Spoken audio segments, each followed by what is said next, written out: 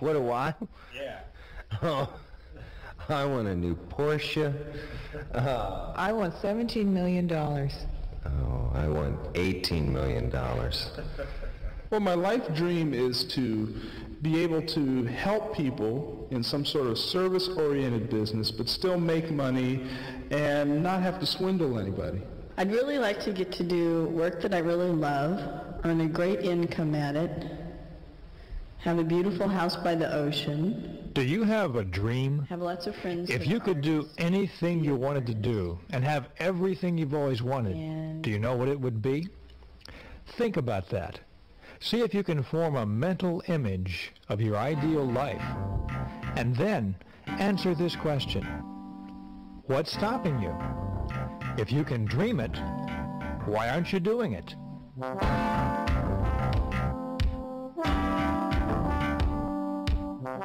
This is the Magic of Thinking Big, a plan for personal success by Dr. David Schwartz, one of America's foremost experts on motivation. David Schwartz is president of Creative Educational Services, Incorporated, and he's a professor at Georgia State University. He's presented his ideas at thousands of conventions, management seminars, professional meetings, and clinics. And he's also helped thousands of people work better, sell better, manage better, earn more money, find greater happiness and personal satisfaction. On these tapes, David Schwartz will show you how to think big, how to believe in yourself, how to overcome enemies of success such as fear, excusitis, and self-doubt. You'll learn effective confidence-building techniques and how to turn defeats and setbacks into victories. You'll discover how to make your attitudes your allies for achieving success. And David Schwartz will show you how to think and act like a leader. So to start you on your road to success, here is David Schwartz.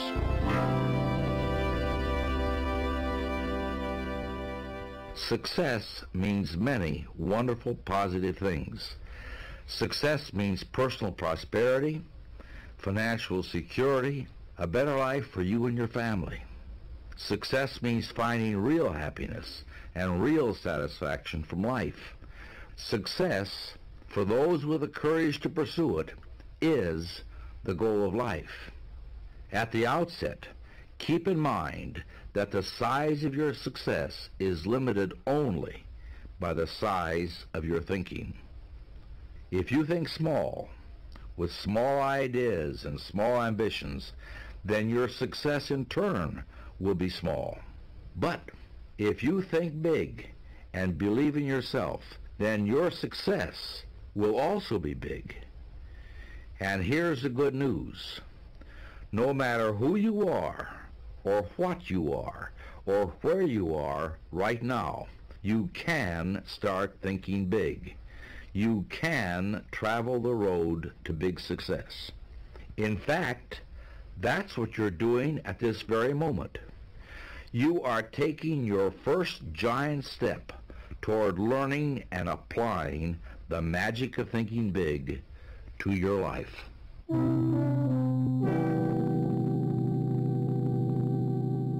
Thinking big begins with believing big.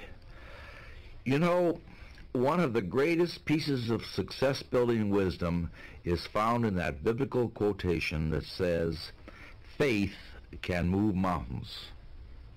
That is the essence of believing big. When you tell yourself, "I'm positive I can," then your attitude, your belief, generates the power, the energy, and the skill to get the job done. Just listen for a moment to these two voices. Ooh, that's a really big project. I don't know. I think it's a little bit too broad. The scope is too big for this department. Maybe what we should do is call in an outside consultant on this one.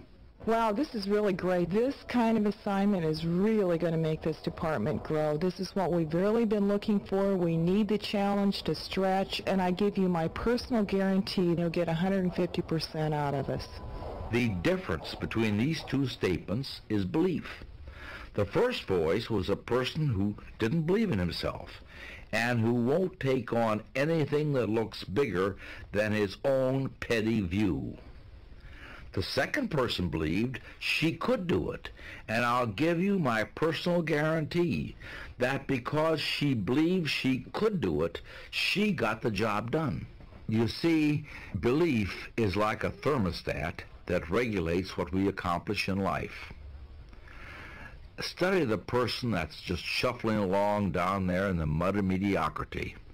He believes that he's worth very little, and so he receives very little, and he accomplishes very little.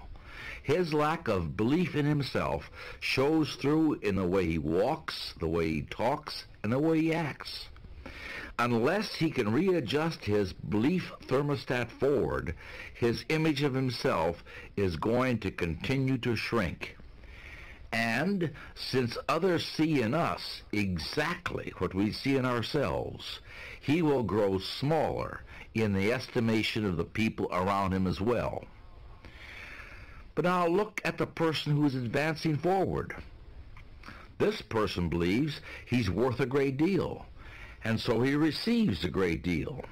He believes he can handle big, important, difficult assignments, and so he can, and so he does. In fact, everything the big thinker does, the way he handles himself with people, his thoughts, his viewpoints, all say, here is a professional. Here is an important person. Your mind is a thought factory. It's a factory that produces thousands of thoughts each day. There are two foremen in charge of your factory. One of them is named Mr. Triumph, and the other is named Mr. Defeat. Mr. Triumph is in charge of manufacturing positive thoughts. He specializes in producing reasons why you can do things, why you're qualified, why you will succeed. Mr. Defeat is in charge of negative thought production. He's your expert on developing reasons why you can't succeed, why you're weak or inadequate. To see how these two foremen work for you, try this. Say to yourself, it's a lousy day. This thought signals Mr. Defeat into action, and he immediately manufactures thoughts to prove that you're right. It's too hot, or it's too cold, or business looks bad today, sales will drop, you don't feel like dealing with customers, you have a headache, your wife or your husband was in a bad mood this morning. Mr. Defeat is amazingly efficient. In just a few minutes, he's done his job so well that you're completely convinced that this is a really bad day. But now tell yourself, this is a fine day. And this time, Mr. Triumph is signaled into action. And he tells you, yes, indeed, it's a wonderful day. The weather's refreshing. It's good to be alive. You can catch up on all that work today. It's a pleasure to be doing business on a day like this. And before you know it, it is a good day. Mr. Defeat will tell you why you can't land the Mortimer account. Mr. Triumph will tell you why you can. Mr. Defeat will tell you why you don't deserve the promotion and why you shouldn't even bother to try for it. Mr. Triumph will show you why no one else on earth is more qualified for that job than you are. Mr. Defeat will help you prepare a brilliant case against the guy you work with. He'll show you why he's impossible to be around and how he makes your life miserable. Mr. Triumph will show you his positive qualities and help you find ways to make your association with him succeed.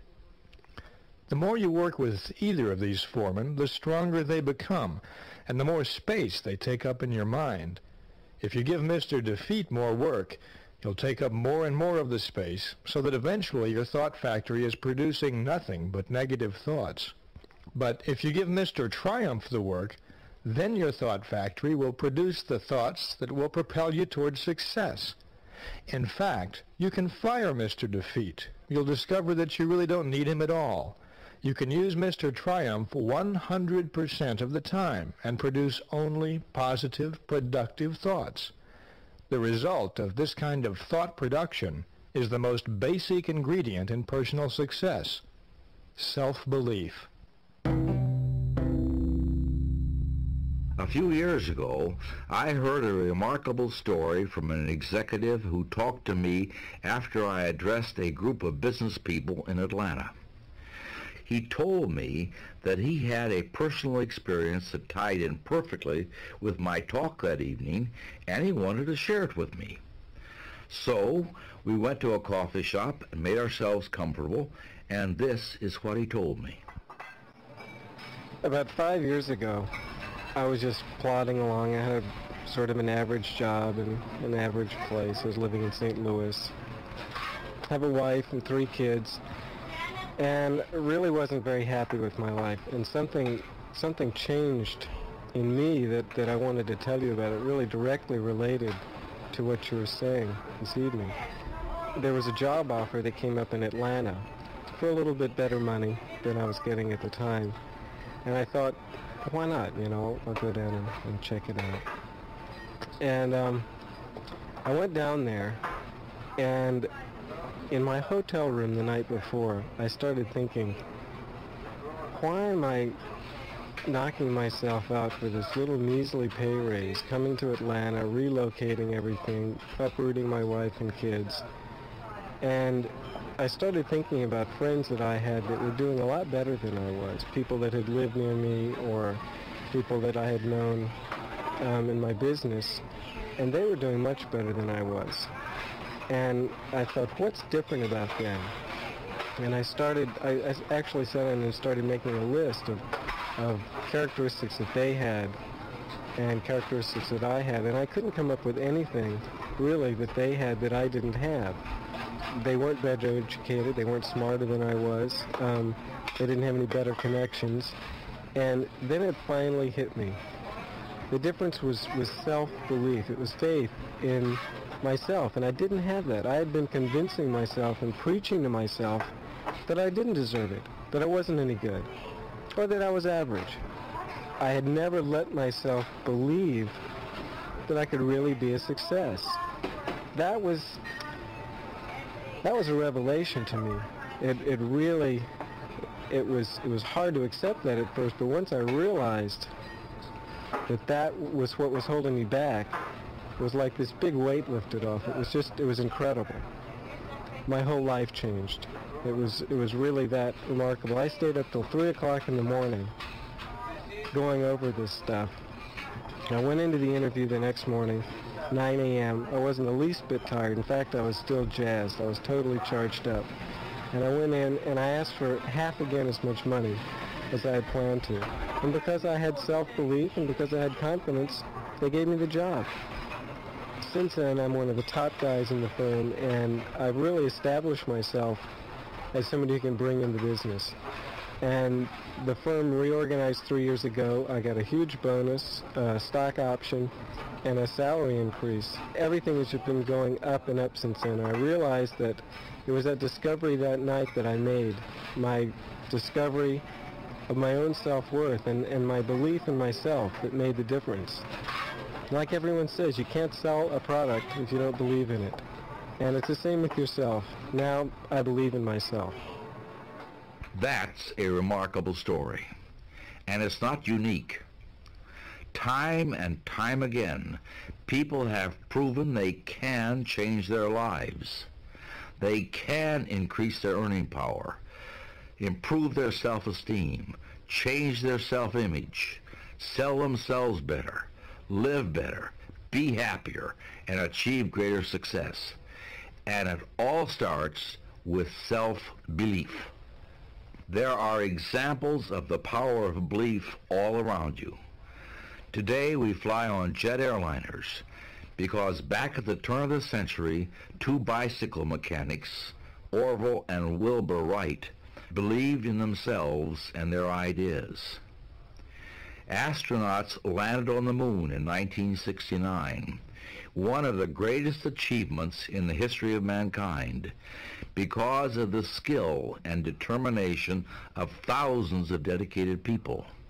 And those people were all inspired by the words and leadership of one man, John F. Kennedy, who had the power of self-belief. Right now, today, More people are becoming millionaires in America than ever before. Contrary to the Mr. and Mrs. Defeats of this world, the fact is there are more opportunities for success and big achievement right now than ever before in history. This is a fabulous, wonderful time to be alive, and you can make the most of it if you begin by believing in yourself. So I want to offer you a guide for developing the power of self-belief. It goes like this.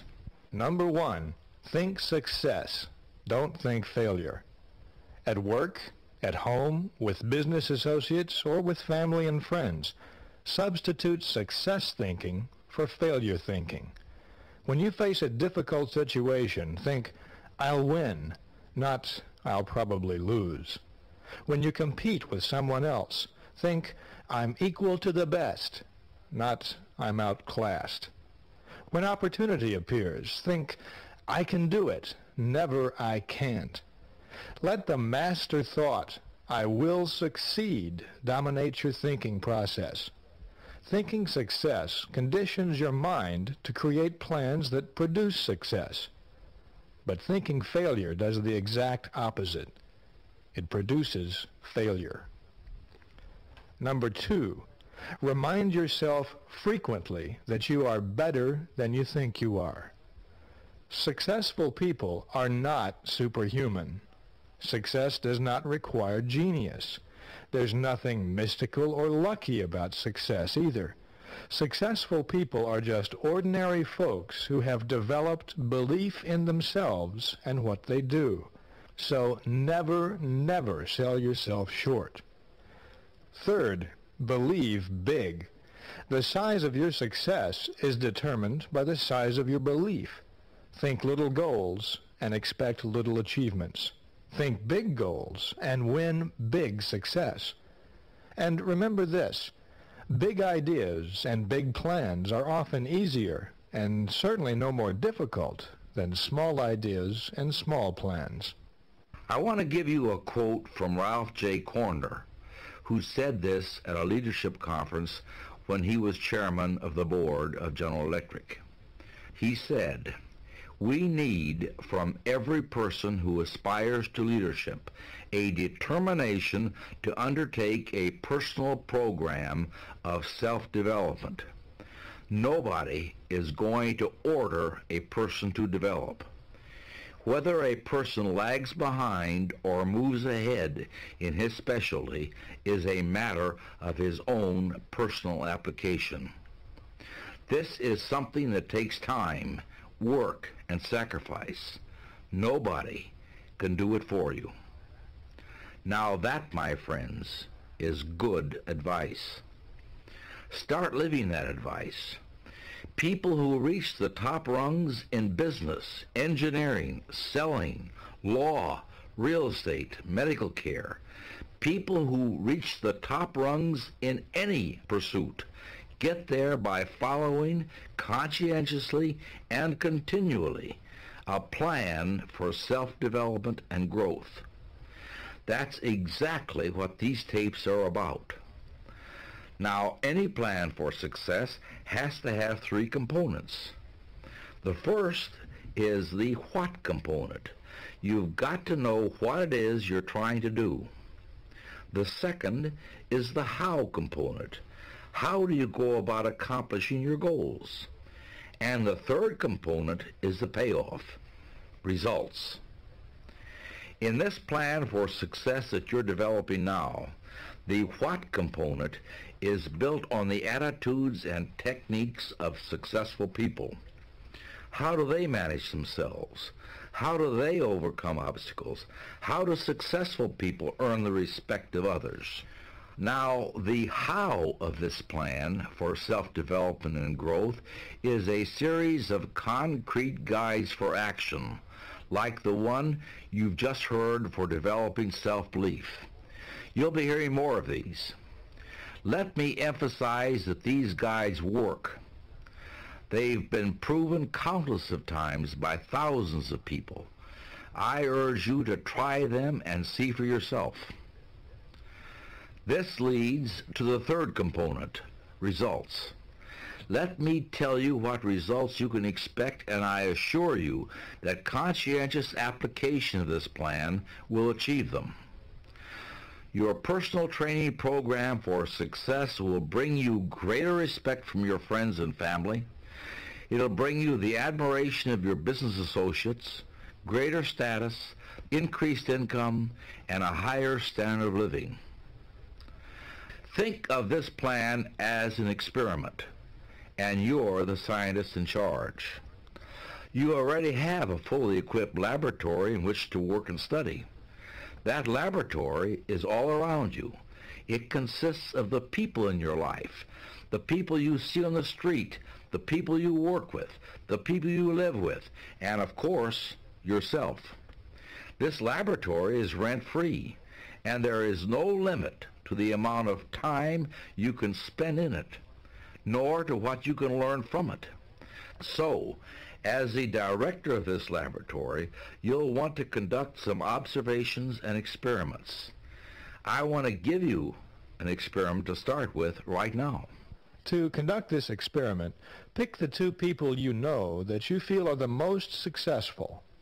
If you want to, jot their names down in the booklet. And then pick the 2 most unsuccessful people that you know. And as you follow this plan for self-development and success, come back to this set of names and observe how the principles and ideas that you'll be hearing apply to these people. Anytime you run across an attribute or a practice that pertains to successful people, recall the names you've picked and see who it best applies to. And do the same for the unsuccessful attributes that you'll be hearing. For example, self-belief is the important attribute of successful people that David Schwartz has described. Which of the people you've picked does it apply to? If your experiment bears out the results of others who've conducted it, you'll notice that successful people adhere to the techniques and methods of positive big thinking, while unsuccessful people display the attributes of self-defeat and mediocrity.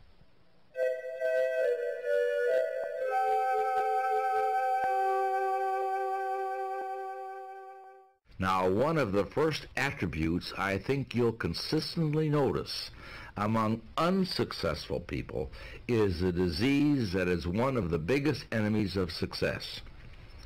I call this disease excusitis.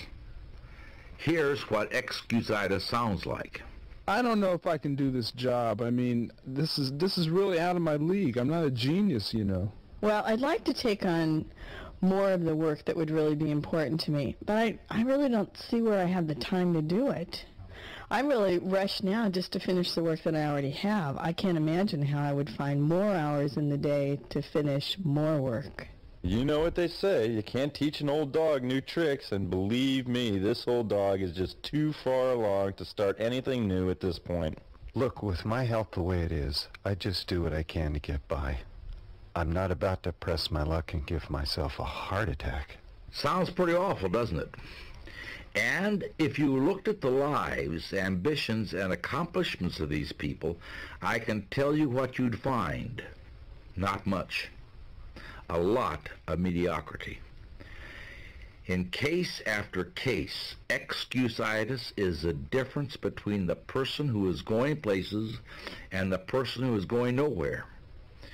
You'll find that the more successful a person is, the less that person makes excuses for anything. Now, this disease of excusitis comes in several forms, and like most diseases, it gets worse if it isn't treated. A victim of this thought disease thinks like this: I'm not doing so well. What can I use as an alibi that'll help me save face? Let's see, poor health, lack of education, too old, the way my family brought me up. And each time this person uses an excuse, it becomes more deeply embedded in his subconscious. Probably when he first used the excuse, he realized that it was just an alibi or a lie. But the more he uses it, the more he believes it, until he is convinced that the excuse is the real reason for his lack of progress. So right now, I want you to vaccinate yourself against excusitis, the disease of failure. There are a number of types of this disease, and when you listen to what follows, you'll find out how to protect yourself against each of them. Well, I'd like to take on more of the work that would really be important to me, but I really don't see where I have the time to do it. I'm really rushed now just to finish the work that I already have. I can't imagine how I would find more hours in the day to finish more work. First, let's deal with what may be the most common form of excusitis: time. You hear this one everywhere. I don't have time, or not now, I'm too busy. People who make this excuse are saying, it takes every minute I've got just to keep up. So how do you expect me to put out the extra effort it takes to get ahead? But there's a basic fallacy in this excuse, and this is it. Everybody, whether you're the president of a big company or the paper boy, everybody has exactly the same amount of time.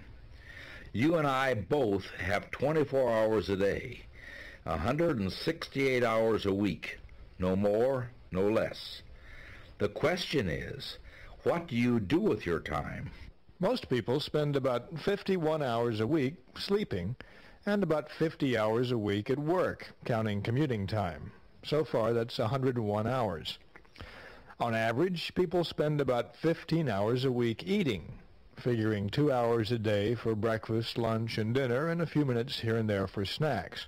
That's 116 hours. Now throw in 24 hours a week for relaxing, reading, watching television, playing with the kids, making love with your spouse, and getting some exercise. That makes 140 hours. And on top of that, throw in 4 hours a week for going to church or watching a football game. That makes 144 hours. But remember, there are 168 hours in a week. So even after we've eaten, slept, worked, played, made love, and even watched a lot of television, we've still got 24 hours left over. You could watch another 6 hours of television a week and still have 18 hours unaccounted for. So where do people get this excuse? I haven't got enough time. There is just no truth to the statement. It simply is an alibi for mediocrity, for failing to give yourself the chance to succeed. Successful people don't say, I don't have time. Successful people welcome new challenges, and they find the time to meet them. There's an old business axiom that says, if you want something done, find the busiest person you can and get them to do it. The truth in that axiom is this: a busy person, a successful person, won't hide behind an excuse. That person wants challenges, wants more business, wants that additional assignment, because a successful person knows that success is a direct product of extra effort. So, if you suffer from time excusitis, the cure is simple. Mind you, it's not necessarily easy, but it is simple. Here it is. Resolve now never to say, I don't have the time, or I'm too busy. Always seek ways to accommodate new challenges in your job, or special assignments, or extra time with your family.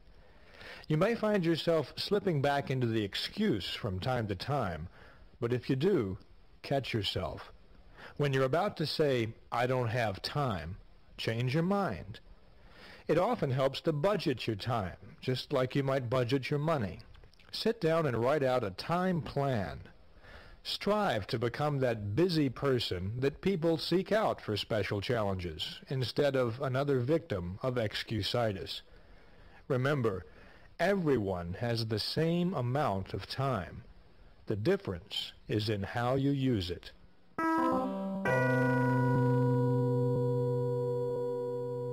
Look, with my health the way it is, I just do what I can to get by. I'm not about to press my luck and give myself a heart attack. Another prominent form of excuse-itis is health. This ranges all the way from the chronic, I don't feel good, to the more specific, I've got such and such wrong with me.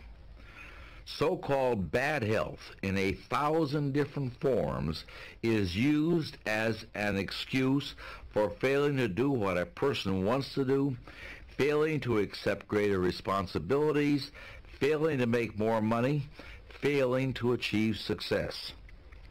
Millions and millions of people suffer from health problems. But is this really a legitimate excuse in most cases? Consider for a moment the other side of the coin. The people who become fabulously successful in spite of health problems and who didn't use health as an excuse. Franklin D. Roosevelt was confined to a wheelchair much of the time by polio, but he still served nearly 4 terms as president. John F. Kennedy was hampered by severe and sometimes crippling back pain, but he never publicly complained. Itzhak Perlman, one of the world's great violinists, has to walk with the aid of crutches. Arthur Ashe, the tennis champion, had his athletic career tragically foreshortened by heart trouble, but he went on to great success in business. There are scores of successful people in every walk of life who suffer from diabetes, multiple sclerosis, and other so-called debilitating diseases, but they don't use them as excuses. The point is simply that your physical condition doesn't need to hold you back, and for most people, health is simply no excuse for lack of success. Doctors will tell you that the perfect specimen of the human animal simply doesn't exist. There's something physically wrong with everybody. Many people surrender, in whole or in part, to health excuse-itis, but successful people don't. The more you worry about your health, the worse you're going to feel. Not only that, but the more you tell other people about your bad health problems, the worse you're going to make them feel too. You see, whenever you tell someone, I feel rotten today, or I have a headache, you're really telling them, I'm a little bit dead today. And nobody, but nobody, wants to be around a dead person. The plain truth is, there are only 2 people in the world who really want to hear you complain about your health problems. One is your doctor, and the other is your mortician. Nobody else cares. Nobody else wants to hear about your bad health. Now look at the other side. When you tell someone, I feel great, look what happens. First, you make yourself feel better. Try it right now, and you'll see what I mean. Say out loud, I feel great. Come on now, say it. I feel great. It's impossible to say that and not actually feel better. Second, you make the other person feel better when you tell them how great you feel. And third, you make them feel better toward you. When anyone asks me how I'm feeling, I automatically tell them that I feel so good I can hardly stand it, and if I felt any better, I'd be worried. This makes people laugh, but it also makes me feel better, because how you feel is a product of how you think you feel. So now's the time to cure yourself from the disease of health excuse-itis forever. Here's how to do it. The vaccine against health excuse-itis comes in 4 doses. First, refuse to talk about your health. Talking about your bad health is like putting fertilizer on weeds, and besides that, it bores people. Success-minded people defeat the tendency to complain about their health. Second, Refuse to worry about your health. If you have a problem, see your doctor, but don't worry about it. It won't make things any better. It will just make things worse.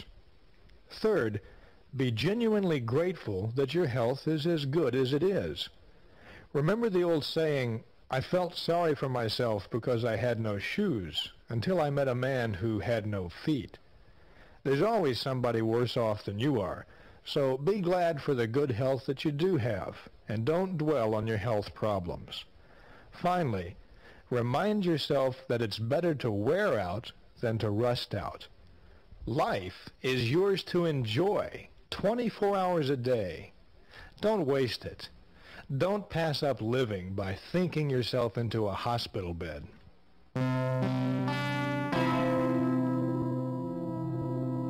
You know what they say, you can't teach an old dog new tricks, and believe me, this old dog is just too far along to start anything new at this point.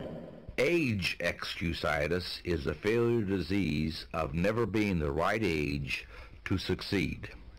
It comes in two forms: I'm too old or I'm too young. How many times have you heard someone say, I'm too old to start a new career now, or I'm too young for all that responsibility? In fact, how often have you heard yourself say it? This excuse has closed the door of real opportunity to thousands of people. They think their age is somehow wrong, so they don't even bother to try. And, unfortunately, we live in a society that seems all too ready to reinforce those stereotypes. On any night, on TV, you can see old people put out to pasture and young people biting off more than they can chew. These statistics we read in the paper continually tell us how hard it is to find a job when you're 60 or when you're 19. But the fact is, for every statistic and every dramatization of these so-called problem ages, you can find real-life exceptions to the rules. Ronald Reagan was elected president just prior to his 70th birthday. Harlan Sanders was collecting Social Security checks when he started Kentucky Fried Chicken. Satchel Paige was playing professional baseball well into his 50s. But he didn't talk about his age. On the other end of the age spectrum, Apple Computer was started by two young men in their 20s, and the founder of Federal Express thought up the idea for his express mail service when he was in college. So age is no barrier. It is just an excuse. If you think you're too old to change or too young to accept the challenge, here's a cure. Look at your present age positively. Think, I'm still young, instead of, I'm too old. Remember, you're capable of handling any responsibility you believe you can handle. Second, keep this computation in mind. Most people can expect about 50 years of productive working life, from about age 20 to about age 70. If you're 30, you've still got 80% of that productive life ahead of you. If you're 40, you've still got a big 60% of your working life to go. If you're 50, you've still got 40%, at least 20 years of productivity, and that's plenty of time to succeed. Finally, invest your future time in doing what you really want to do. It's only too late when you let your mind become negative and tell you it's too late. Stop thinking, I should have started years ago, because that's failure thinking. Instead, think, I'm going to start now. My best years are ahead of me. That's the way successful people think.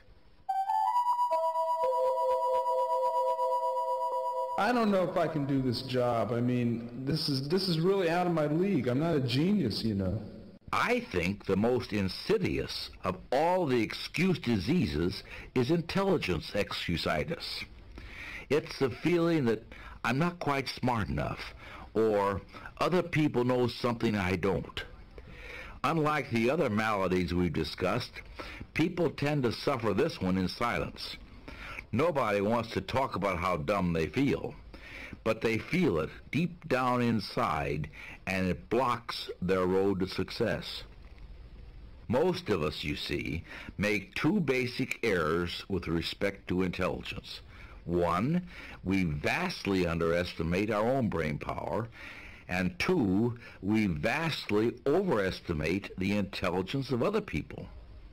Because of these two mistakes, we sell ourselves short, and we fail to take advantage of many opportunities.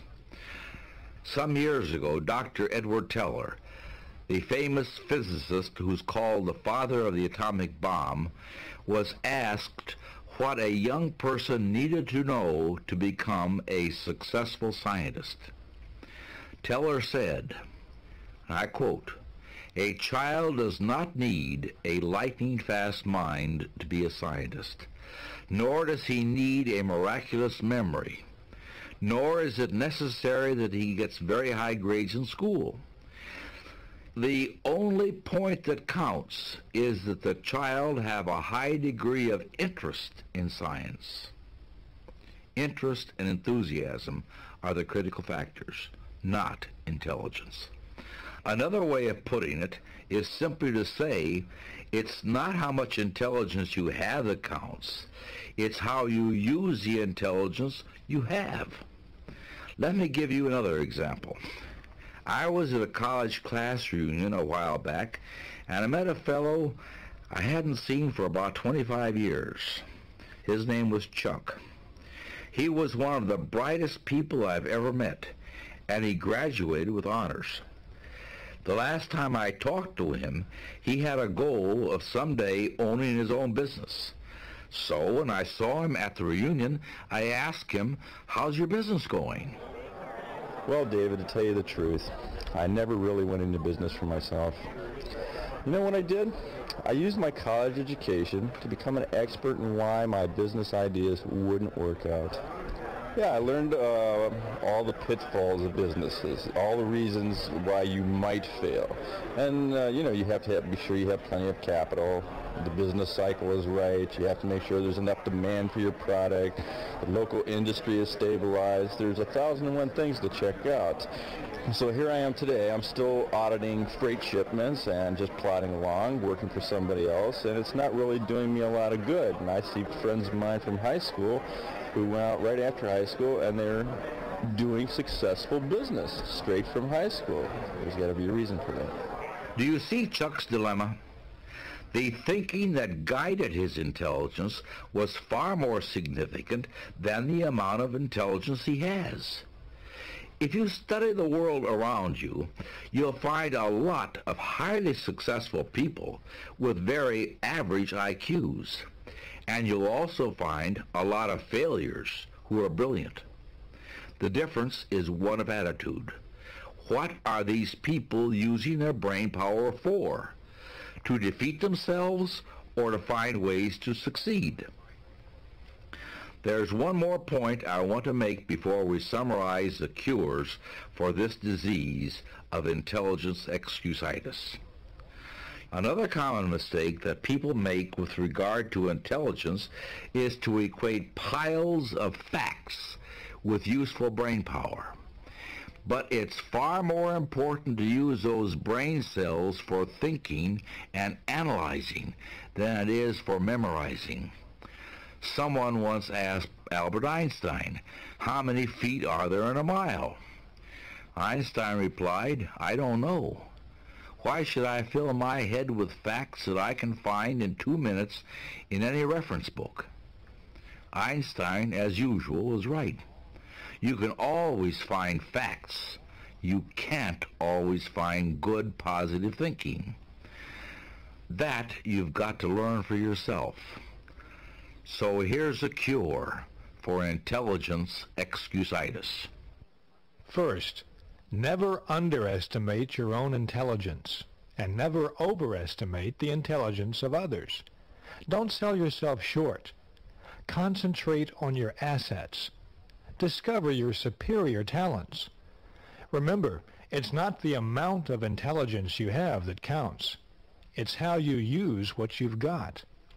Learn to effectively manage your brains instead of worrying about your IQ.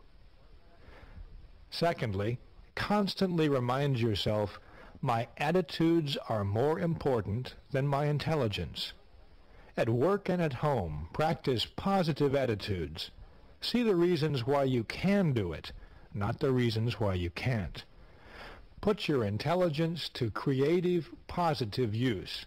Find ways to win, not ways to lose.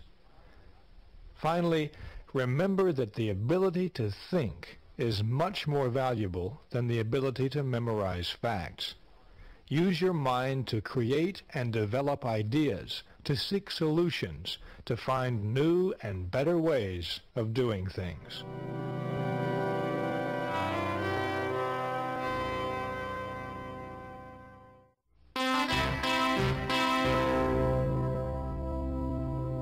So far, we've talked about belief as a basic ingredient of success, and we've talked about excusitis as a major cause of failure. Now I want to state for you the most important single concept in your plan for personal success. Where success is concerned, people are not measured in inches or pounds or college degrees or family background. They are measured by the size of their thinking. How big we think determines the size of our accomplishments. So what we are going to do now is to enlarge your thinking. The first step in this process is to clear away some of the obstacles to thinking big. One of the first ones is self-deprecation. That is, the tendency to run ourselves down or sell ourselves short. This is a very common failure, and many people condemn themselves to a life of mediocrity by refusing to believe in their own abilities and their own self-worth. But I can prove to you right now, by way of another experiment in your people laboratory, that you are many times more accomplished, smarter, and better than you think you are. Here's the experiment.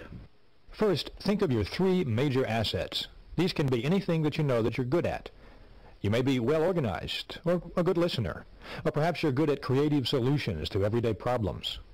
Whatever these are, think of 3 positive attributes that you give yourself credit for.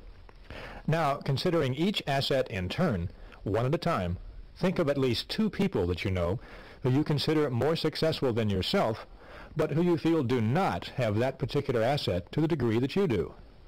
For example, maybe your coworker got a promotion last month, but you didn't.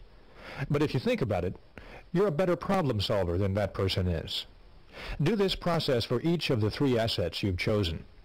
And once you've done that, consider this conclusion. You've just identified at least 6 people who are now more successful than you, and in at least one area, you're better than all of them. So the next time you're selling yourself short, recall this experiment and enlarge your thinking.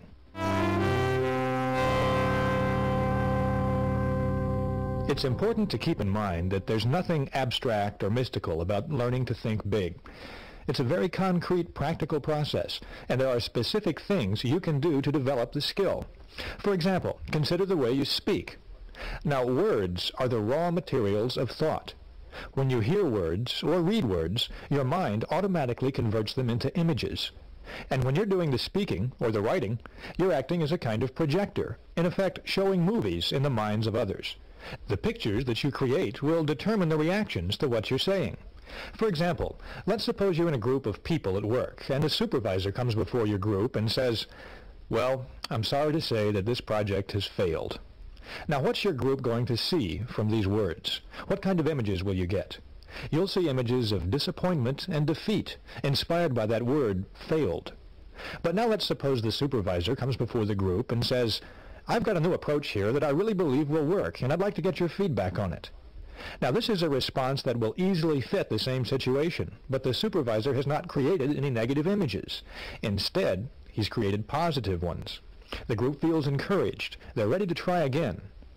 By the same token, if the supervisor says, "We've got a problem," then the task ahead looks formidable, maybe even insurmountable. But if instead he says, "We face a challenge," then your mind images are likely to be positive. You've got something to look forward to, something to really sink your teeth into. The point is simply this. Big thinkers are specialists in creating positive, forward-looking, optimistic pictures in their own minds and in the minds of others. To think big, we have to use words and phrases that produce big, positive mental images. So here are some examples of phrases that create negative, small mental images, followed by phrases that create big, positive ones. Listen to each of these, and ask yourself in each case, what mind pictures do I see?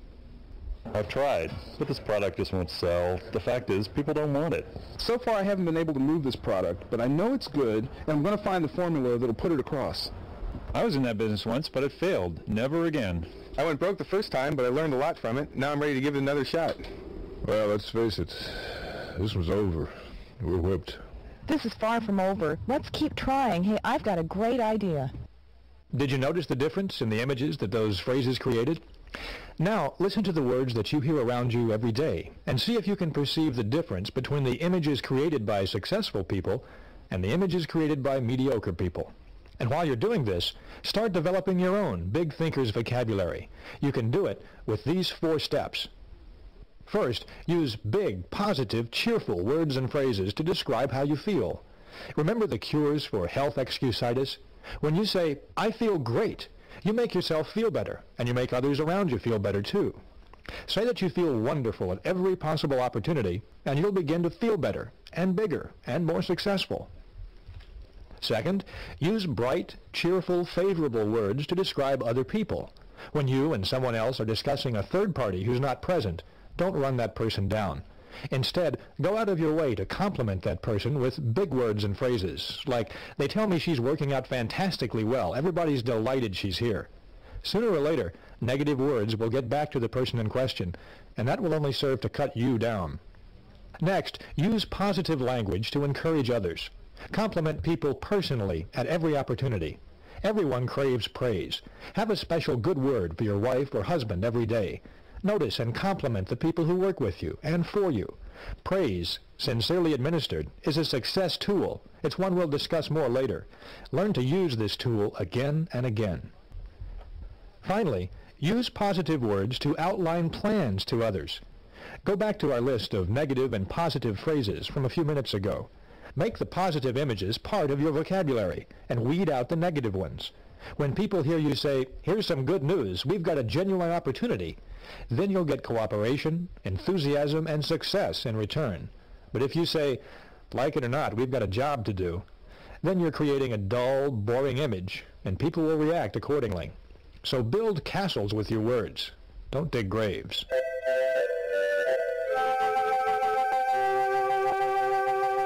You create images in the minds of others with words. Now I want to show you another kind of image creating that's a vital part of thinking big. Learn this skill well. Make it one of your primary success tools. The skill is simply this. Learn to see what can be, not just what is. Big thinkers, all big thinkers, train themselves to see the potential in people and things and ideas, not just what exists right now. I have a friend who is a highly successful realtor. He specializes in rural property, and I'd like to take you on a brief outing with him to hear what he has to say about seeing the potential in things. This is about 450 acres, kind of hilly as you can see. Scruffy undergrowth, a little skimpy secondary growth trees. Not exactly farm beautiful, is it? You know, most of the rural property around here is pretty run down like this. But I think I'm successful because I developed my entire sales plan around what this place can be. Now let me show you what I've done with this farm. I've spent 2 days just studying it and trying to imagine what it could be. Here we have 85 acres of bottomland, we got 115 acres of woods, about 200 acres of pasture, and we're 45 minutes from town, about a stone's throw from the freeway, and 35 miles from the airport. Well, I've asked myself, what's this farm good for? Well, here's one possibility. Here, this This is a plan for a horse riding stable. I've got it all typed up here, you see.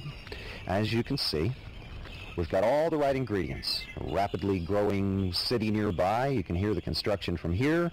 Lots of new families moving in. I mean, it's built and designed for families around here. Here's a report that states that the outdoor activities are the fastest growing recreational form that there is right now. You've got good pasture and some nice hills, and they're not too steep, right? You can support lots of horses right here. Grow your own barley, your own wheat and grain. That way, all of the revenue produced in this property stays right here for the profit of the buyer. With a minimal amount of landscaping, you could put in some trails, run them over the hills, down to the river. I mean, can't you see people riding their horses over the top of that hill, back up through the gorge? You see, this way, when I talk to prospects, I don't have to convince them that this place is a good buy just as it is. I can help them actually see it turned into a money-making venture. That has added bonuses, too. I can sell more farms and sell them faster this way. And on top of that, I can sell them usually for more money than my competitors. Because they're not just buying a farm. They're buying a farm and an idea. Once again, the moral of this true story is this: look at things not as they are, but as they can be. Visualization, you see, adds value to everything. A big thinker always visualizes what can be done in the future and doesn't limit himself to the present. And always remember, this principle doesn't just apply to things. It applies to people as well. If you can see the potential in a customer who comes into your store and spends, say, $5, then you create the possibility that the customer will come back again and next time spend $500. If you drive through Skid Row and see just a bunch of broken down stumblebums and winos, then you're not thinking big. There are a few devoted individuals who can see in those Skid Row residents a lot of human potential. And because they can see this potential, those few people are able to help a lot of those unfortunate people get back on their feet.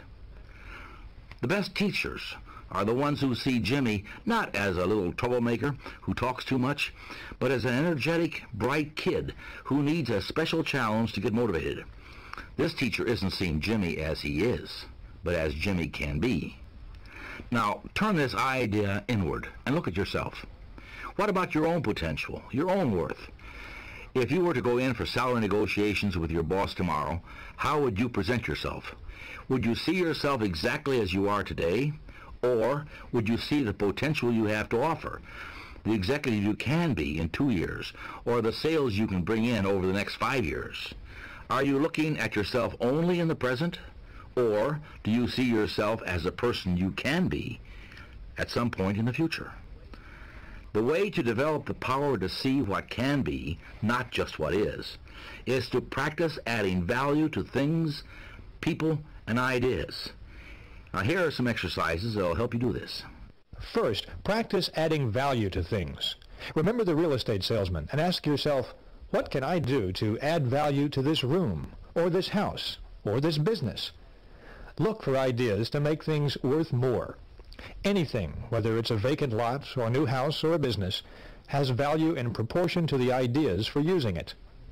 And practice adding value to people. As you move higher and higher in the world of success, more and more of your job will become people development. So ask, what can I do to add value to my subordinates? How can I help them be more effective? Remember, to bring out the best in a person, you must first visualize their best. And finally, practice adding value to yourself. Conduct a daily interview with yourself and ask, what can I do to make myself more valuable today? Visualize yourself not as you are, but as you can be. Then, specific ways for attaining your potential value will begin to suggest themselves. There is no such thing as a perfectly smooth, trouble-free road to success. You can be sure there are plenty of bumps on everyone's path to fulfillment. Nothing worthwhile comes easily. But there is something that you can do that will help to at least smooth out some of these minor bumps, and I can sum it up for you in one short sentence. Don't concern yourself with trivia. Now that sounds simple, but the fact is that it's often much easier to get caught up in trivia than to avoid it. simply because of our habits. For example, ask yourself this question: why do people quarrel? At least 90% of our quarrels are over trivial concerns. Somebody's late, or somebody forgot to buy something at the store, or somebody bought the wrong brand. Now, to become a big thinker, you need to eliminate as many of these bumps and potholes from your personal road to success as you can. So the next time a trivial matter comes up, ask yourself, is this really important? Does it really matter which route I take to the airport? Does it really matter if someone forgets to put the cap on the toothpaste? Is it really important that your spouse invited someone to the party you don't like or squandered a little bit too much money? When you fix your mental gaze on the big picture and remember the goal that you're working toward, success, fulfillment, and happiness, you'll find that many of these potential quarrels simply aren't important enough to warrant an argument. Just asking that question, is it really important, works wonders at the office too. It works in the traffic going home when another driver tries to cut you off. It works when you might get the smallest office in the renovation plan. It works when you overlook the small, annoying habits of your fellow workers. And it works when you're solving problems, or counseling employees, or making decisions about your career. Just don't get caught up in trivia. Concentrate on the important issues and remember your goals. Let me offer you a few examples of petty thinking versus big thinking. First situation, working out expense accounts. The petty thinker will figure out ways to increase his income by chiseling or even cheating on expense accounts. The big thinker will figure out ways to increase his income by selling more merchandise and regard the expense account as just that, an expense account. On the idea of progress, the petty thinker believes in the status quo and in taking no chances. The big thinker believes in ideas, expansion, new challenges. On a matter of security, the petty thinker is preoccupied with security problems. The big thinker regards security as a natural companion of success and doesn't worry about it. The petty thinker magnifies minor errors and turns them into big issues. The big thinker ignores errors of little consequence and strives to learn from significant mistakes. So let's briefly sum up some of the tools for thinking big. Don't sell yourself short. Conquer the foe of self-deprecation. Concentrate on your assets. You're really a lot better than you think you are. Use the big thinker's vocabulary. Use big, bright, cheerful words. Use words that promise victory, hope, happiness, pleasure. Avoid words that create images of failure, defeat, and hopelessness. Stretch your vision. See what can be, not just what is. Practice adding value to things, to people, and especially to yourself. Get the big view of your job and of your life. Think, really believe that your present job is important and that you're important too. That next promotion depends mostly on how you think towards your present job. Finally, keep your mind above trivial things. Focus your attention on big objectives. Before getting involved in a petty matter, ask yourself, is it really important?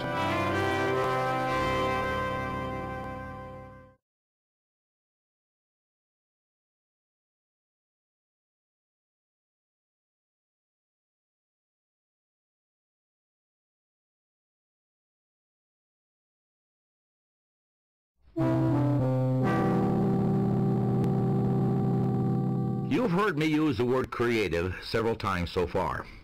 I've made the point that thinking creatively is an important part of thinking big. But a lot of people are intimidated by that word creative. But they shouldn't be. Let me clear up a common fallacy about the meaning of creative thinking. Certain fields such as art and architecture and music and writing and science and a few others have been labeled creative. Now certainly, those fields do involve a lot of creativity, but creative thinking is not reserved for a few special occupations or a few special people. Well, then what is creative thinking? Let me give you some examples. When a low-income family devises a plan to send their children to college, believe me, that's creative thinking. When a neighborhood group turns the neighborhood's most undesirable lot into a beauty spot, that's creative thinking. When a minister develops a plan that doubles his Sunday attendance, he's simply applying creative thinking. figuring out ways to simplify record keeping, coming up with a new use for a computer program, selling the impossible customer, keeping the kids occupied constructively. These are all examples of practical, everyday creative thinking. And they're just as creative as the architect's new bridge or the composer's new symphony. Creative thinking is simply finding new, better, improved ways of doing things. The rewards of all types of success, success at home, success at work, success in the community, all hinge on finding ways to do things better. Now, let's see what we can do to develop and strengthen our creative thinking ability. The first step is to simply believe it can be done. Here again is that basic truth. To do anything, you must first believe in it. Believing something can be done sets the mind in motion to find ways to do it. To illustrate this, David Schwartz often asks groups in motivation and training sessions this question: do you feel that it's possible to eliminate jails in the next 25 years? Think about this question for a moment. Now, what's your reaction to the question? Did your mind begin searching for ways to accomplish the challenge that the question raises, to eliminate jails in 25 years? Or did you give it a few moments' consideration and simply reject the possibility? If you're like most people, you probably did the latter, rejected the proposition altogether, and decided, no, it's simply not possible to eliminate jails in 25 years. In fact, most people immediately think of all the reasons we have to have jails: keeping the populace safe from criminals, keeping order on our streets, the fact that some criminals are incorrigible, and so forth. But the question is asked to make a point. For just a few moments, forget the reasons that we have to have jails, and just assume that we can eliminate jails in 25 years. Make the assumption. If this could be done, how would you propose we begin? What kinds of things could be done as alternatives? Pause for a moment and give that some thought. Did you have any ideas? If you did, you're not alone. David Schwartz has a list of 78 specific ideas that people have come up with in his seminars to begin the process of eliminating jails. Things like establishing youth centers to cut down on crime, conducting research to spot potential criminals before they commit a crime, working to eliminate poverty, educating law enforcement personnel in positive methods of reform. Now, the point of this, again, is not really to eliminate jails. The point is to illustrate that when you believe something is impossible, your mind goes to work for you to prove why it's impossible. But when you really believe that something can be done, your mind goes to work and helps you find ways to do it. Believing something can be done paves the way for creative solutions. Believing something can't be done is pure destructive thinking. This applies to all situations, little and big. Political leaders who don't genuinely believe that permanent world peace can be attained will fail in their pursuit of peace, because their minds will be closed to creative ways to bring about peace. Likewise, the salesman who doesn't believe that that prospect can be sold won't sell that prospect. But, and this is the important part, you can find solutions to business and personal problems if you believe you can. You can find a way to buy a new, larger home if you believe you can. Belief releases your creative power. Disbelief puts the brakes on. Belief is basic to creative thinking. Now, here are two suggestions that are guaranteed to help you develop your ability to think creatively. First, eliminate the word impossible from your thinking and speaking vocabularies. Impossible is a failure word. The thought, it's impossible, sets off a chain reaction of other thoughts to prove it's impossible. Second, conduct this experiment. Think of something special you've been wanting to do, but felt you couldn't. Buying a new television, or taking a trip to Europe, or taking a dancing class, or whatever. Now, make a list of the reasons why you can do it. Many of us defeat our desires simply because we concentrate on why we can't achieve them. But for successful people, the only thing worthy of mental attention is why they can. So find the reasons you can do the special things that you want to do, and then put those reasons to work to accomplish them. Dr. Wernher von Braun, the scientist who was so instrumental in our manned space flight program, once said something very significant. He said, "Man belongs where man wants to go." Now, that's the kind of attitude that gets things accomplished, that gives rise to positive, creative thoughts.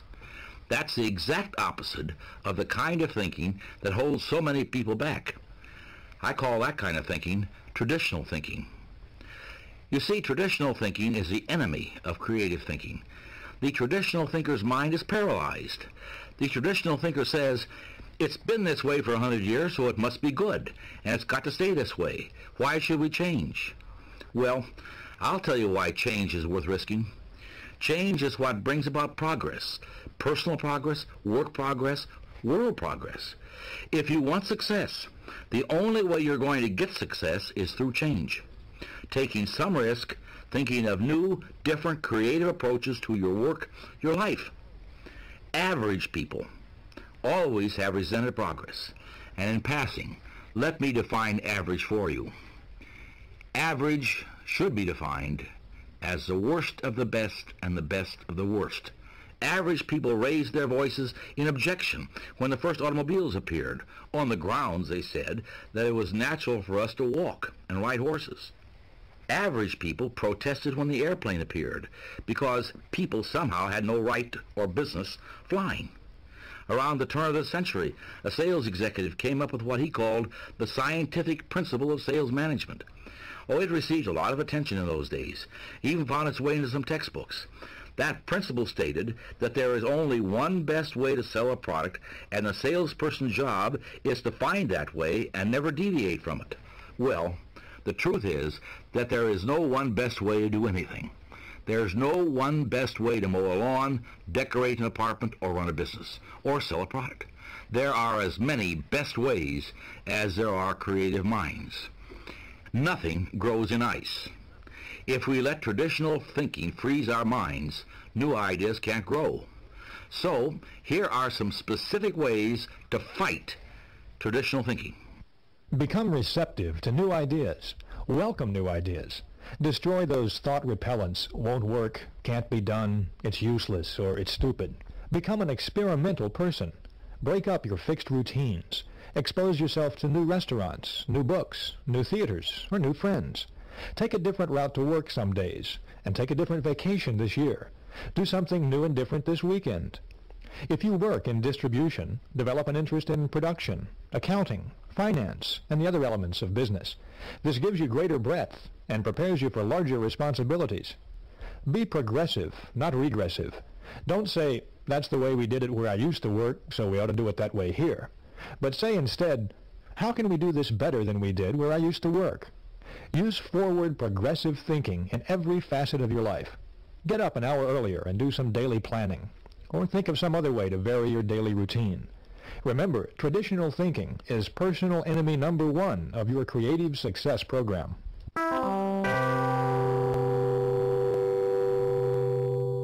Every day we are reminded of one of the most basic facts of business life in this country. Successful businesses are always looking for new, innovative, and better ways of doing things. Automobile companies are constantly striving to keep up with the public's changing needs and desires. Advertising agencies constantly seek new ways to sell products. The food industry is always looking for better production and distribution methods. The search for improvement is vital, never-ending, and absolutely essential to the survival of competitive businesses.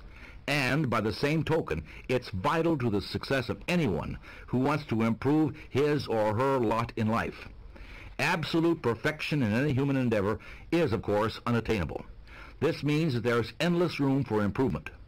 Successful people, like successful businesses, are always searching for a better way. You can do this too. As an important part of your personal program for success, each day, before you begin work, devote 10 minutes to thinking, how can I do a better job today? And ask, what can I do today to encourage my employees? What special favors can I do for my customers? How can I increase my personal efficiency? This exercise is simple, but it's also very effective. Try it, and you'll find unlimited creative ways to win greater success. A few months ago, one of the executives in our department left on very short notice, which, needless to say, really put our department on the spot as there was no one to replace him. The day he left, the vice president of our department, who is my boss, called me in and told me he was going to try and divide up the work amongst a couple of the people in the department. The two people he had already spoken to did not want the additional responsibility. They didn't exactly turn him down flat, but they told him that they were very busy as it was, and they didn't exactly volunteer. So he asked me if I wanted to handle some of the overload. Well, I've always made it a policy of mine to never turn down anything that looked like an opportunity, and that's what this looked like to me. So I said, yeah, I'll take the whole job. He looked pretty surprised, but I think he was pleasantly surprised. After he left my office, I got together with my secretary and we did some work on my incoming and outgoing phone calls, where all the incoming calls were taken in the morning and the outgoing calls were taken in the evening. And my secretary also took on a lot more responsibility and a lot more of the chores herself, which she was very, very happy to do. And after about 2 weeks of this, my secretary and I were handling twice the calls, twice the meetings, about half again as many personal conferences, and the work week actually seemed to go a lot faster. Last week the boss called me in again, told me the board was very happy with the work that we've been doing, and offered me a new job, make the job permanent with a new title and a raise to go along with it. So I guess that shows you that necessity is not only the mother of invention, it's the mother of opportunity as well. I wanted you to hear that man's story because it illustrates one of the best ways I know to stimulate creative thinking. In one word, capacity. In any endeavor you choose to pursue, the success formula is first, do what you do better, and second, do more of it. Improve both the quality and the quantity of your output. That second part means increasing your capacity. Remember our analysis of time excusitis? This is where you can put that cure to work. There is a two-step procedure that can show you how. First, always eagerly accept the opportunity to do more. It's a compliment to be asked to take on new responsibility. Accepting greater responsibility on the job makes you stand out. It shows you're more valuable. Now the second step is this. Concentrate on how can I do more. Ask that question and creative answers are certain to come. Now some of these answers may be better planning and organization of your present work, or taking intelligent shortcuts in your routine activities, or possibly dropping some non-essential activities altogether. But again, the solutions for doing more will appear when you ask the question, how can I do more? Earlier, I cited an old business axiom. If you want something done, give it to a busy person. I personally refuse to work on any project with someone who has plenty of time. The lesson I've learned from painful experience over the years is that the person with plenty of time generally wants to keep it that way. He's more interested in avoiding responsibility than he is in increasing his output. All successful, competent people are busy. All the successful businesses I know are busy. These businesses constantly ask themselves, how can they increase their output? Now, why not ask yourself the same question? How can you increase your output?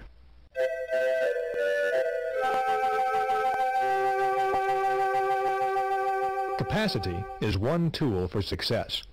Another is the skill of listening. In any organization, whether it's government or business or the arts or any other endeavor, listening becomes more important and more prevalent the higher you go up the executive ladder. The more responsible the position, the more likely the person holding it is to be a good listener. You will never find an executive in any healthy organization buttonholing someone in the hall and running down all their problems to them. That's the tactic of a mediocre person, the one who's envious of the power and success of others. If you have a conversation with a high-level executive at work, you'll probably find that the executive encourages you to do most of the talking, while he or she does most of the listening. That's the mark of a leader. Success-minded people tend to monopolize the listening, while small-minded people tend to monopolize the talking. The reason for this is that a leader in any field is a kind of human decision-making machine, and for that machine to work, it has to have raw materials, and the raw materials for making decisions are the ideas and opinions of other people, in addition to one's own. Other people won't provide answers and solutions, but they will provide the grist for the leader's creative mill. So if you walk into a top-level meeting at General Motors or the White House or the local school board, you'll most likely find that the person in charge is listening to what others have to say. That person knows that listening is what will give them the information they need to make tough, important decisions. To develop your own listening skills, try this procedure. First, encourage others to talk. In personal conversations or in group meetings, draw out other people with phrases like, "Tell me about your experience," or "What do you think should be done about this?" or "What do you feel is the key point here?" This will give you two important benefits. Your mind soaks up raw material that you can then use to produce creative thought, and you'll also win the friendship and the respect of others. Next, test your own views in the form of questions. Let other people help you smooth and polish your ideas. Use the "What do you think of this suggestion?" approach. But don't be dogmatic. Don't announce a fresh idea as if it were handed down to you on a golden tablet. Do a little information research first. See how your associates react to the idea. If you do this, chances are you'll end up with a better idea. Finally, concentrate on what the other person says. Listening is more than just keeping your mouth shut. Listening means letting what's said really penetrate your mind. So often, people pretend to listen when they're really not listening at all. They're just waiting for the other person to pause so they can take over the talking. Concentrate on what the other person says. Evaluate it. That's how you collect mind food. Now let's review what we've heard about the process of thinking creatively. First, go back to the basic idea of belief. When you believe something can be done, your mind will find the ways to do it. Believing a solution is possible paves the way to finding that solution. Eliminate the word impossible and the phrases won't work, can't do, or it's no use trying from your thinking and speaking vocabularies. Don't let tradition paralyze your mind. Be receptive to new ideas. Be experimental. Try new approaches. Be progressive in everything you do. Ask yourself every day, how can I do better? There is no limit to self-improvement. When you ask yourself how you can do better, answers will appear. Try it and see. Ask yourself, how can I do more? Capacity is a state of mind. Asking yourself this question puts your mind to work to find intelligent shortcuts. The success combination in business is do what you do better, improve the quality of your output, and do more of what you do, improve the quantity of your output. Finally, practice asking and listening. Ask and listen, and you'll obtain raw material for reaching sound decisions. Remember, big people monopolize the listening. Small people monopolize the talking.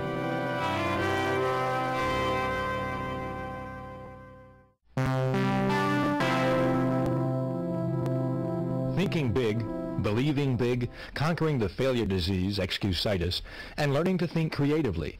These are the success skills that David Schwartz has covered so far in this plan for personal success. To get these skills working for you, to really make them operative in your daily life, takes an additional important ingredient: confidence. Confidence means convincing yourself that your belief in your own value and your own ideas is real, and it won't waver in the face of adversity. So building confidence is the next step in this plan, and the most effective way to do that is to start by destroying fear. Fear is success enemy number one. Early in human history, when people lived in small groups and foraged for food, their fears centered around very fundamental things, like finding shelter from storms and protection from predators, finding enough food, and just plain surviving through the night. Nowadays, most of us are fortunate enough not to have to worry about food and shelter and protection, but fear remains a powerful force. Fear stops people from capitalizing on opportunity. Fear wears down physical vitality. Fear actually makes people sick, causes organic difficulties, shortens lives. Fear closes your mouth when you want to speak up in public. Fear of all kinds and sizes is a form of psychological infection. Now, we can cure a mental infection the same way we cure a body infection, with specific proven treatments. First, though, as part of your pre-treatment preparation, condition yourself with this fact: all confidence is acquired and developed. No one is born with confidence. Those people you know who radiate confidence acquired their confidence, every bit of it, and you can too. During World War II, the Navy made sure that all of its new recruits either knew how to swim or learned how. The idea, of course, was that the ability to swim might someday save a sailor's life at sea. Non-swimming recruits were put into swimming classes. I watched a number of these training experiences, and I remember seeing a lot of young, healthy men absolutely terrified by a few feet of water. The recruits were supposed to jump off a board 6 feet in the air into a pool 8 feet deep. Even though there were half a dozen expert swimmers standing by the pool to help out, the fear that these young non-swimmers displayed was very real. Yet all that stood between them and the conquest of that fear was one drop into the water. On more than one occasion, I saw a man not so accidentally pushed off the board. And the result, once the reluctant recruit had been dunked a time or two, was fear defeated. They learned how to swim. Now this bit of trivia has one very important point. Action cures fear. Indecision, postponement, lack of action, on the other hand, all fertilize fear and make it grow. But action, decisive, to the point, and swift, does cure fear. Now put that down in your success book right now. Action cures fear. When we face tough problems, we stay mired in the mud until we take action. So put the action principle to work. Next time you experience fear, grab hold of yourself. Then answer this question. What kind of action can I take to conquer my fear? Now, to give you some ideas, here are a few examples of specific fears and the possible action cures. Oh, I know I should go after that McNally account, but I'm afraid if I push too hard, I'll lose them. I don't think they like me too much. To overcome the fear of losing an important customer, work doubly hard to give better service. Carefully study your relationship with that customer and correct anything that may have caused that person to lose confidence in you. I don't know, I may skip the license exam. I'm afraid I'll flunk it. Fear of failing an examination can be conquered by converting worry time into study time. Well, I've got two big worries. One is the economy. I know people who've lost their jobs just like that, and who knows, I could be next. Another thing that I worry about a lot is my brother. He's stationed in the Army in the Middle East, and we hardly ever stop worrying about him. It's quite common to worry about things that are totally beyond your control, and the action cure for this fear is to switch your attention to something completely different. Go out into the yard and pull weeds, or play with your kids, or go to a movie. Put in some extra work on a special project. I need a raise. I deserve a raise, but I have to admit I'm afraid to ask for one, not only because of what the boss might say, but because of what the people in the office will say too. They might think I'm kissing up or trying to be better than them, you know? Fear of what other people may think or say about you often blocks opportunities. The action cure is to first make sure that what you plan to do is right and justified, and if you feel sure it is, then go ahead with it. Don't get hung up on what other people might think. No one ever does anything worthwhile for which he or she is not criticized somewhere along the road. These are just a few examples, but the procedure to cure fear and win confidence can be summed up in two stages. First, isolate your fear. Pin it down. Determine exactly what you're afraid of. Second, take action. There is some kind of action that will cure any and every kind of fear. Now remember this. Action is more than just a cure for fear. Action is a tool for success. Action is a confidence builder and a self-belief builder. Action, making things happen, is what separates a dreamer from a doer. Now, it's good to dream. Many good and useful ideas come from dreaming. But ideas without action are like a car without an engine. In other words, they're useless. Our minds generate lots of ideas every day, ideas about different things. It will help your success plan if you get in the habit of capturing those ideas when they happen. Carry around a notebook or some small cards so you can make a note of your ideas and keep those ideas in an active, accessible file. That can be anything from a fancy cabinet to a shoebox, but make sure they're in a place where you can easily get to them, and look at them frequently. Review your ideas and cull out the ones that don't have any value. But the ones that look feasible, hang on to them. Research them. Read everything you can that pertains to your idea. Talk it over with your friends, your family, fellow workers. Polish your ideas. Think and dream about them, and then act on them.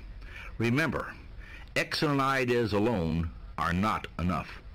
A fair idea developed and acted upon is 100% better than a great idea that dies because it isn't followed up.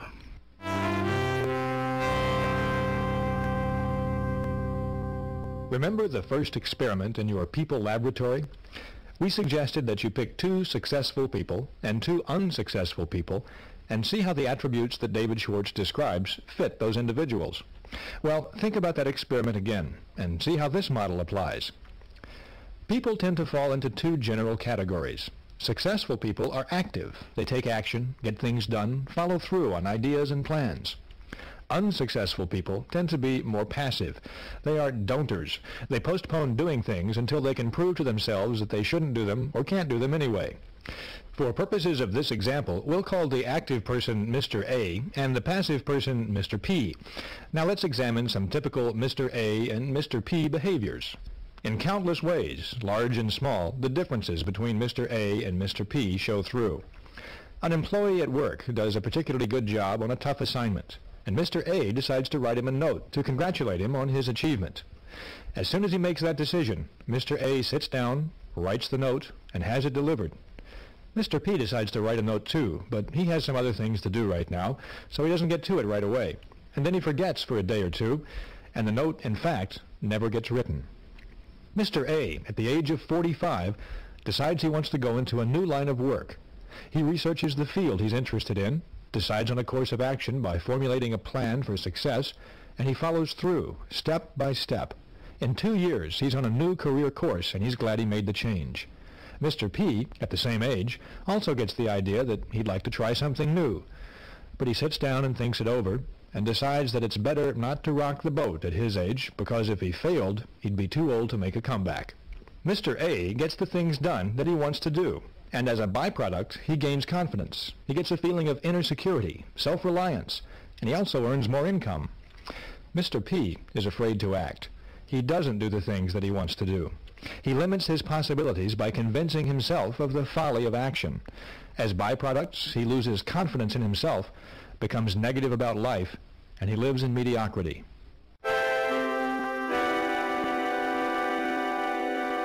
No, I've never been married. I really came close once, about 3 years ago. She was pretty, tall, trim. We both liked movies. I liked football, and she didn't mind football that much, so that was okay. But I really wanted to be sure we were doing the right thing. You know, marriage is such a big step. It's a lifelong commitment. So, we were talking about the future, what our life might be like, and just like that, she said a couple of things that really bothered me. So I wanted to make double sure I was marrying the right girl. So I went home one night and I wrote down all the things that I wanted our relationship to be. I spelled everything out really clearly. I mean, I really thought this thing through. Religion, children, where we'd live, who our friends would be. Because I didn't want there to be any doubts or misunderstandings. I wanted it to be clear. I even mentioned a couple of her bad habits. I thought it'd be a good idea if she had just a little constructive criticism. Well, the next time we got together, I brought this document out. And I thought that we would have a nice, easy conversation about it. And you couldn't believe her reaction. She blew up. I couldn't believe it. She told me straight where to go, and she called our engagement off right then and there. She actually said, "I don't need a boss, George, so just forget it." And you know, in thinking back, maybe I did go a little overboard. But it just seems to me that in making that big a decision, you can't be too careful, right? Wrong, George. Absolutely wrong. You can be too careful. In fact, you were too careful. The test of a successful person is not the ability to eliminate all problems before they arise, but rather to meet and work out difficulties when they do arise. We must be willing to make an intelligent compromise with perfection, or else we will wait forever, because conditions will never be right. Cross bridges when you come to them, not before. About 2 years ago, my wife and I lived in an apartment, one of those places out in the suburbs. Wasn't too big, but it's kind of nice. But it really cost a mint to rent, $750 a month, which was a lot, and we've been kind of saving up some money to buy a place of our own, knowing that that would take a long time. But what would happen is every time I made out the rent check, I thought, no, there's got to be a better way. This is not what I want to be doing. So one day when I was making out the rent check, I said to my wife, I said, Susan, let's go buy a place of our own. And she looked at me and she said, well, yeah, we can't do that. We've only got $6,000 in the bank. We need at least twice that much to make a down payment. And I said, well, nah, there's got to be a way to do this. I mean, people buy houses all the time. And why don't we just go for it and see if we can make it happen? So she said, okay, let's give it a try. And we started to look for places. We looked for about a week or so and came up with a nice place that we needed $15,000 to make a down payment for, which meant we needed to come up with another $9,000. It turned out we couldn't borrow the money from a bank. We went around to all of our banks, and we're kind of stuck for a bit. But then, see, it was a new house, and I thought I could go to the builder and maybe he could loan it to me, and I did, and he went with the idea. And that meant we only had to come up with another $450 a month to pay back this loan, because we're going to pay it back over a 2-year period. And we sat down and redid our budget and squeezed another $200 out of it. So we needed to find another $250. And then Susan had an idea. She said, well, wait a minute, I can maybe go talk to my boss, because he's advertising for another part-time person. And she did. She explained the situation. We needed another $250, and she knew he couldn't afford to give her a raise, but if she could do this other job, he would get a good employee, we could get the money, and everybody be happy. Well, the guy was so surprised, he said, yeah, let's do it, let's go for it. So we did it. Everybody was happy. We're paying the house off now. We're living in a nice place. And I guess where there's a will, there is a way. Jim and Susan get A's for action on this one. They didn't let obstacles stand in their way, and they didn't wait for things to be just right before they acted. They decided they wanted something, and they went for it. The resolution to take action ignited their minds to think of ways to accomplish their goals. On top of that, they both gained tremendously in new confidence. It'll be much easier for both of them to take action in future situations. Both of these examples point up the benefits of action. You give your ideas value by acting on them. Again, regardless of how good an idea is, it is useless until you act on it.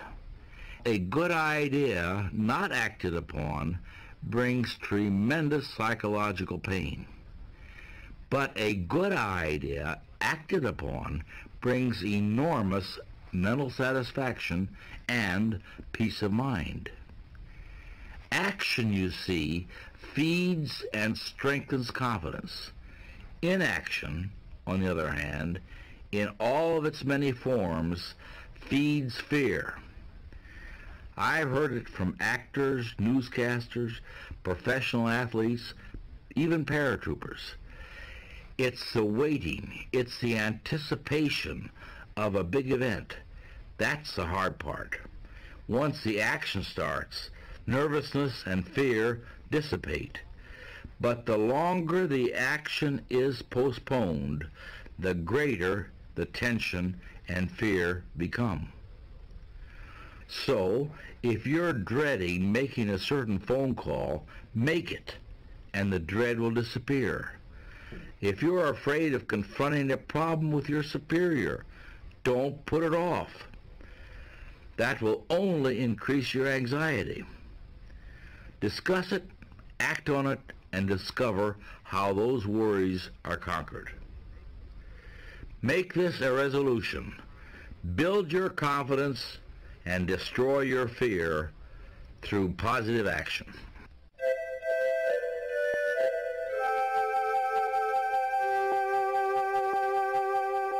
Someone once said that the most difficult problem in life is getting out of a warm bed into a cold room.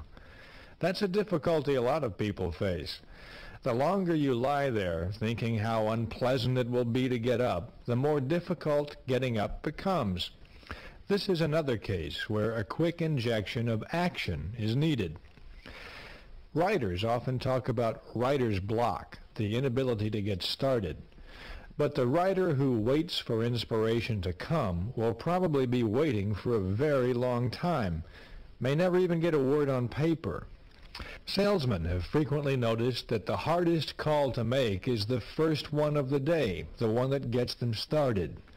But until the salesman takes the plunge, he or she is not a salesman at all.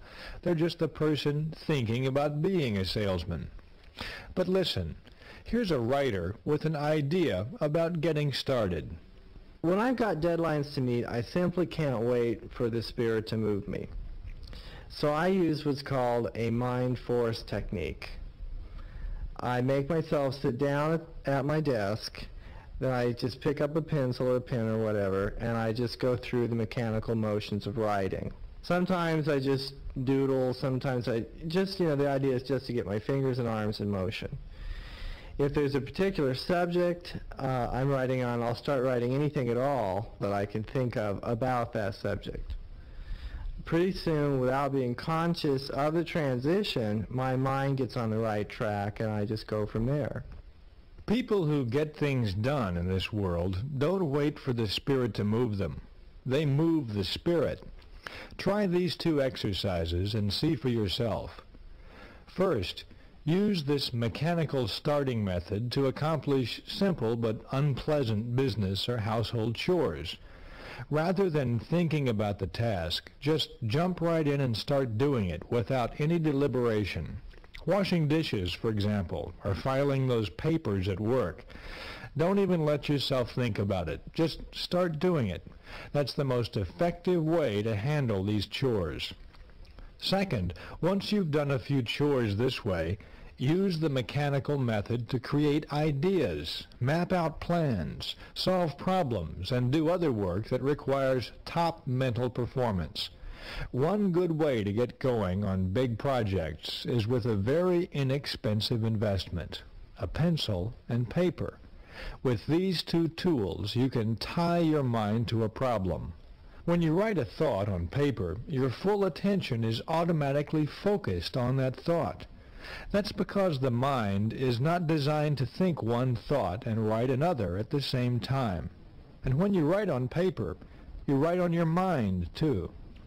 Tests prove conclusively that you remember something much longer and much more exactly when you write it down on paper. In addition, once you master this pencil and paper technique for concentration, you can think in noisy and distracting situations. When you want to think, just start writing, or doodling, or diagramming. It's an excellent way to move your spirit. Now let's summarize the ideas around using action to conquer fear and to build confidence and get moving towards success. First, be active, not passive. Strive to be someone who does things. Be a doer, not a don'ter. Don't wait until conditions are perfect to act. Conditions will never be perfect. Expect future obstacles and difficulties and solve them as they arise. Remember that ideas alone won't bring success. It's important to dream, but your ideas have value only when you act on them. Use action to cure fear and gain confidence. Do what you fear doing, and the fear of doing it disappears. Try it and see.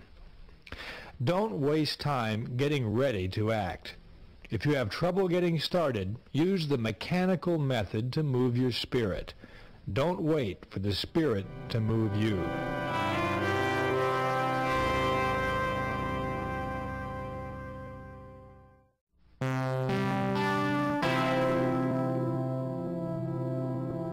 We're talking about self-confidence and the things that help build it, as well as the things that can destroy it. One of the major obstacles to building self-confidence is often your own memory. Lack of confidence is one result of what I call a mismanaged memory. Here's how a mismanaged memory works. Your brain is a lot like a bank. Every day you make thought deposits in your mind bank, and these thought deposits grow and become your memory. When you settle down to think, or when you face a problem, in effect you say to your memory bank, "What do I already know about this?" Your memory bank automatically answers and supplies you with bits of information relating to this situation that you've deposited on previous occasions. Your memory, then, is the basic supplier of raw material for your new thought. Now, the teller in this memory bank of yours is very reliable. He does exactly what you tell him to do. If you approach him and say, "Mr. Teller, let me withdraw some thoughts I deposited in the past proving I'm inferior to just about everybody else," he'll say, "Right away, sir. Recall how you failed 2 times previously when you tried this? Recall what your 6th grade teacher told you about your inability to accomplish things? Recall what you overheard your fellow workers saying about you last week?" And so on and so forth. This teller will continue digging out of your brain thought after thought that proves you're inadequate. But suppose you visit this memory teller and you give him this request. "Mr. Teller, I face a difficult situation. Can you supply me with any thoughts that will give me reassurance?" And again, the teller says, "Right away, sir." But this time, he delivers thoughts you deposited earlier that say you can succeed. Recall that excellent job you did in a similar situation before? Recall how much confidence Mr. Sawyer placed in you. Recall the respect your friends have given you for your abilities in this area, and so forth. Your teller lets you withdraw the thought deposits that you want to withdraw. After all, it's your bank. So there are 2 specific things you can do to build confidence through efficient management of your memory bank. First, deposit only positive thoughts in your memory bank. After all, everyone faces plenty of unpleasant, embarrassing, and discouraging situations. But unsuccessful and successful people deal with these situations in opposite ways. Unsuccessful people dwell on them and make them prominent in their memory. They don't take their minds away from them. At night, the unpleasant situation is often the last thing they think about. Successful people, on the other hand, don't give these situations another thought. Once they've gotten through them, they don't put them in the forefront of their memories.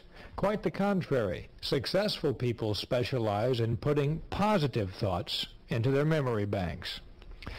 Imagine what would happen to your car's engine if you scooped up a handful of dirt every morning and put it into the crankcase. That engine would soon be a mess. It wouldn't be able to do what you wanted it to. Negative thoughts have the same effect on your mind and your confidence. They produce needless wear and tear on your mental motor. They put you on the side of the road while others drive ahead. So get in the habit of depositing positive thoughts into your memory bank. Just before you go to sleep, count your blessings. Recall the many good things you can be thankful for. Your family, your friends, your health.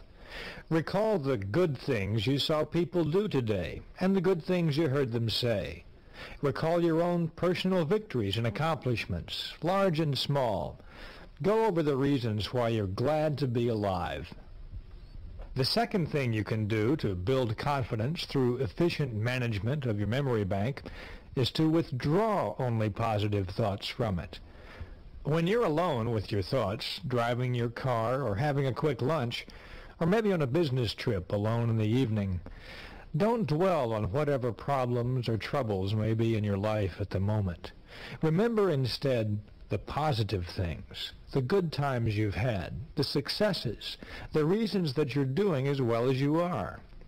Mental health professionals tell us that some people create, in effect, their own private museums of mental horror by excluding positive thoughts from their memories and dwelling on negative ones to the point of obsession.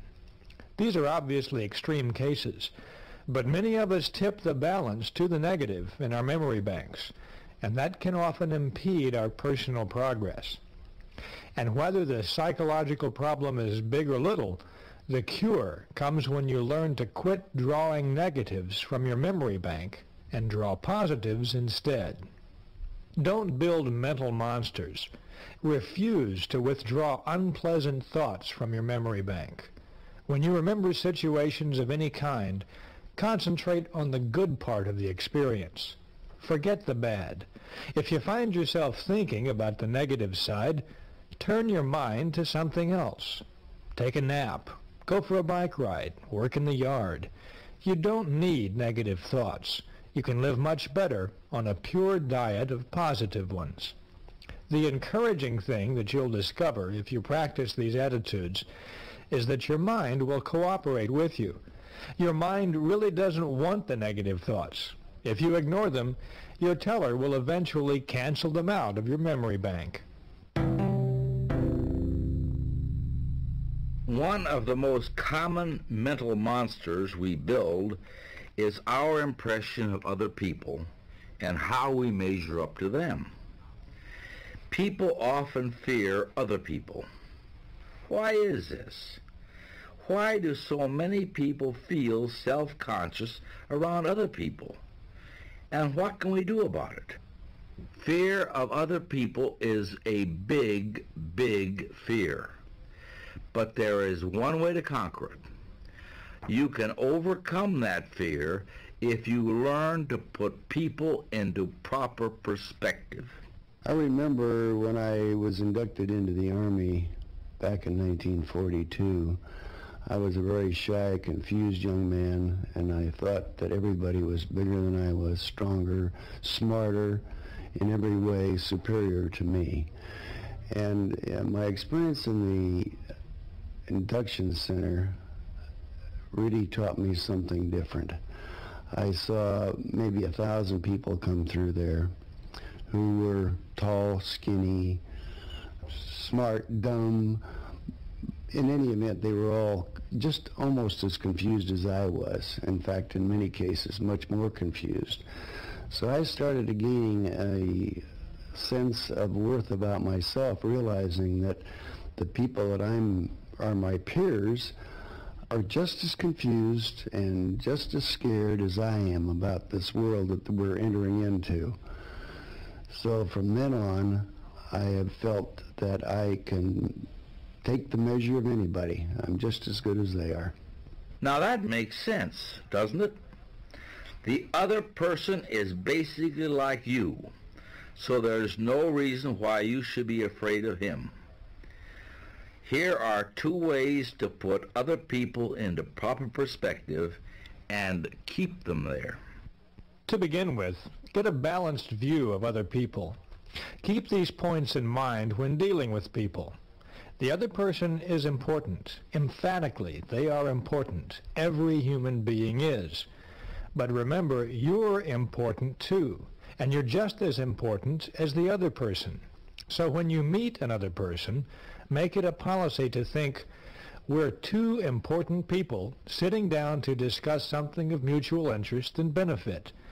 No matter how big or important the other person seems, remember, They're just another human being with essentially the same interests, desires, and problems as you. Second, develop an understanding attitude. People who want to put you down for whatever reason, or bite your head off or criticize you, are not rare in this world. If you're not prepared for people like that, they can punch big holes in your self-confidence and make you feel defeated. You need a defense against these adult bullies, people who like to throw their meager weight around, and an understanding attitude is exactly the right defense. Anyone who confronts you, or insults you, or yells at you, or even cuts you off in traffic is not really mad at you. You're just a scapegoat, a momentary target for their feelings. That person may be mad at their husband or wife. They may have just lost their job. They may be under undue pressure from many sides. But you are not their real problem, and there's no reason why they should be your problem either. So the essence of an understanding attitude is to say to yourself, this person is having a bad day. I can understand that. I've had a few myself. I'm just the person who's giving them a chance to get a little bit of it out of their system. They're probably a perfectly decent human being under all that rage. Try to hold on to that attitude, and don't get flustered or angered or cowed by someone else's effrontery. Hold your fire. The way to win in situations like this is to let the other person blow their stack and then forget it.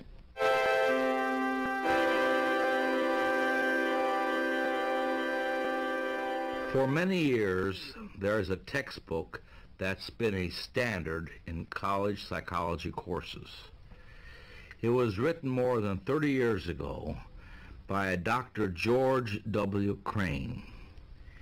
In this book, Dr. Crane wrote, and I quote, "Remember, motions are the precursors of emotions. You can't control the latter directly, but only through your choice of motions or actions. Go through the proper motions each day, and you'll soon begin to feel the corresponding emotions." In other words, we can change our attitudes simply by changing our physical actions. So, besides managing your memory, you can manage your emotions too, to help build more confidence and destroy fear. To give you one quick example, right now, no matter what you're doing or what you're thinking, break into a great big smile. Just smile as big as you can. Smile like a circus clown. Show all your teeth. Now, doesn't that make you feel a lot more like smiling? Doesn't that make you feel better, a little happier? And on the negative side, if you frown, a really bitter frown, you'll find that you feel more like frowning, and you'll feel all the negative emotions that go along with that expression. It's easy to demonstrate that managed motions can change emotions. People who are shy in introducing themselves can replace this timidity with confidence just by taking 3 simple actions simultaneously. First, reach for the other person's hand and clasp it warmly. Second, look directly at the other person. Don't look away.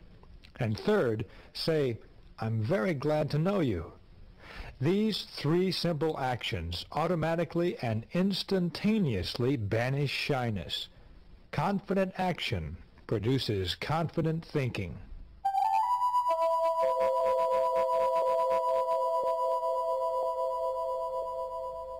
Here are some confidence-building exercises that are based on managed motions. Listen to these carefully. Once you have them committed to memory, make a conscious effort to practice them and build your confidence. Here they are. First, be a front-seater.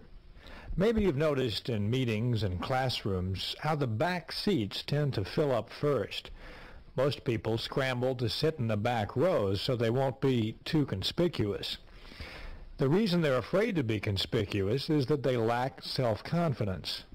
Sitting up front builds confidence. Practice it. From now on, make it a rule to sit as close to the front as you can. You may be a little more conspicuous, but then again, there's nothing inconspicuous about success. Second, practice making eye contact. The way a person uses their eyes tells us a lot about them. Instinctively, you ask yourself questions about the person who doesn't look you in the eye. What's he trying to hide? What's he afraid of? Is she trying to put something over on me?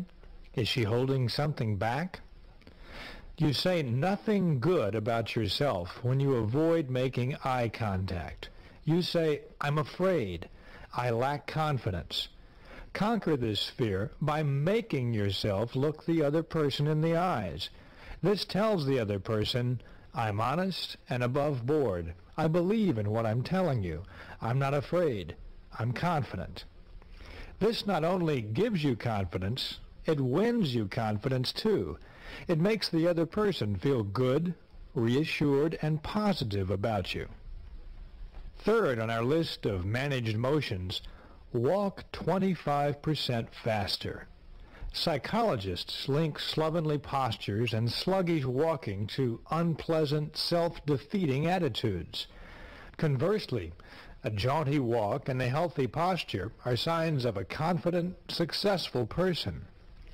Here's another experiment for your people laboratory. This is one you can conduct alone or with friends and family. Find a good vantage point from which to observe people, possibly your front porch, favorite restaurant, or maybe a park bench. Then take a good look at the people who walk by. Notice the way they walk, how they carry themselves, the expressions on their faces and in their bodies. Then notice the impression that you get from what you see. Do these people seem happy, unhappy, confident, afraid? Average people have a more or less average walk. Their pace is average, and they have a certain air about them that says, I really don't have all that much pride in myself. Other people look absolutely defeated, down and out. They just shuffle along, exhibiting zero self-confidence. Then there's the people who show super confidence when they walk. They almost seem to sprint. Their walk tells the world, I've got someplace important to go and something important to do. You can use this walk 25% faster technique to help build self-confidence. Throw your shoulders back. Lift up your head. Move a little quicker. You'll feel your confidence building as you do it. Managed motion number 4 is practice speaking up. Lack of self-confidence prevents many intelligent, perceptive people from expressing their ideas and feelings in discussions. And it isn't that these people don't want to share their thoughts. It's just that their fear of other people won't let them open up. David Schwartz calls these people conference clams. They're afraid that if they say anything, they'll look foolish, so they say nothing instead. But each time the conference clam fails to speak up, he takes one more dose of confidence poison. He becomes less and less confident of himself and feels more inadequate, more inferior. Often, the clam will make a faint promise to himself that he'll say something next time, but he never does. But when you do speak up, you begin to add to your confidence. Each time you say what's on your mind and let the group hear what you're thinking, you take a dose of confidence vitamins, and you make it easier to speak up the next time. So make this a rule. Speak up at every opportunity. Every open meeting you attend, speak up. Every business conference, every community forum, every church group meeting, every family gathering, speak up. Make no exception. Comment, make a contribution, make a suggestion, ask a question, and don't be the last one to speak. Try to be the icebreaker, the first one to comment. Speak up slowly and clearly, and don't rush through what you have to say. When you speak rapidly, it makes you sound unsure of your ideas. When you speak slowly, you sound more profound, more confident, and more understandable as well. Remember, like all action, the longer you postpone it, the worse the fear becomes. So don't wait, and never worry about looking foolish. You won't. For every person who doesn't agree with you, chances are great that at least one other person will. Quit asking yourself the question, I wonder if I dare speak.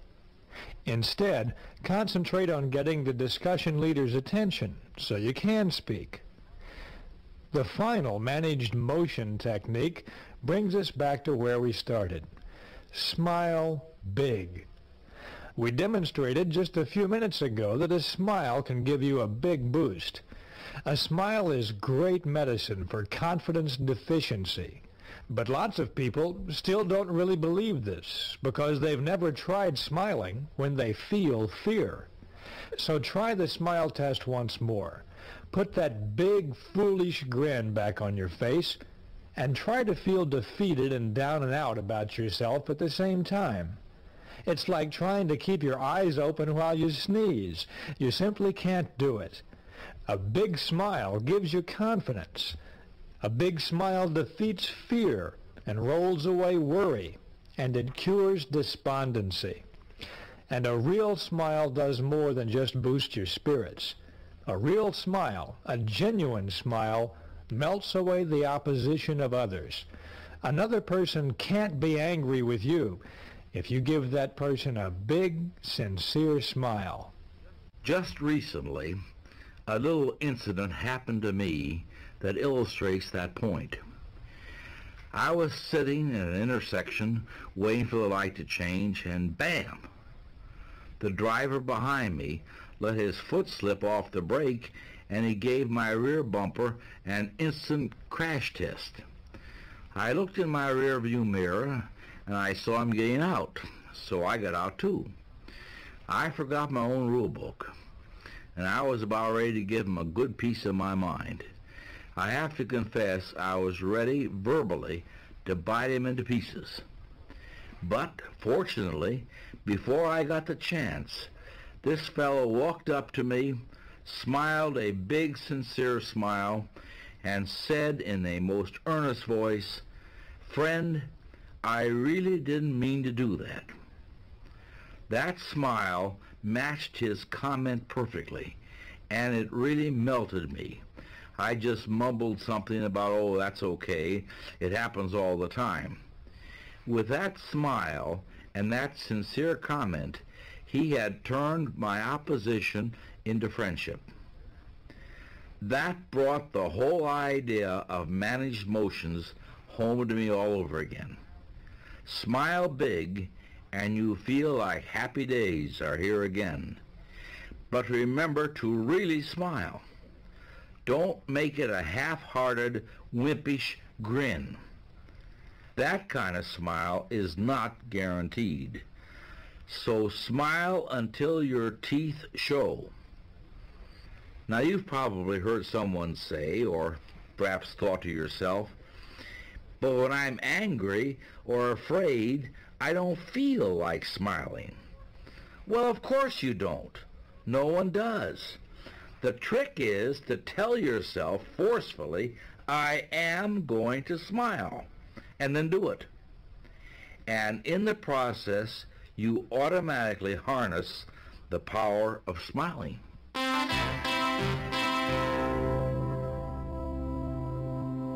Now let's sum up these latest confidence builders. First, make a supreme effort to put only positive thoughts in your memory bank. Don't let negative thoughts grow into mental monsters. Simply refuse to recall unpleasant events or situations. Remember to keep people in proper perspective. People are much more alike than they are different. So get a balanced view of other people. Develop an understanding attitude. Many people will bark, but very rarely will they bite. And finally, make everything you do say, "I'm confident," really confident.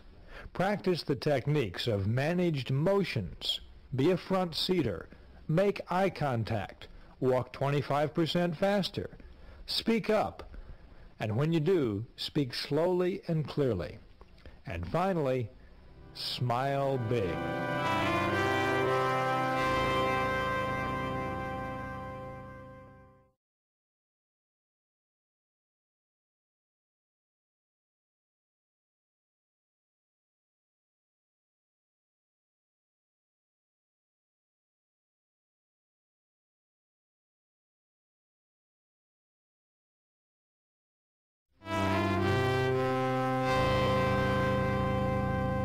Have you ever wondered why a salesperson will greet one customer with an alert, "Yes, sir, may I serve you?" and virtually ignore another? Or why an employee will consistently carry out the instructions of one superior but only grudgingly do what another superior requests? Or why we pay close attention to what one person says but not to another?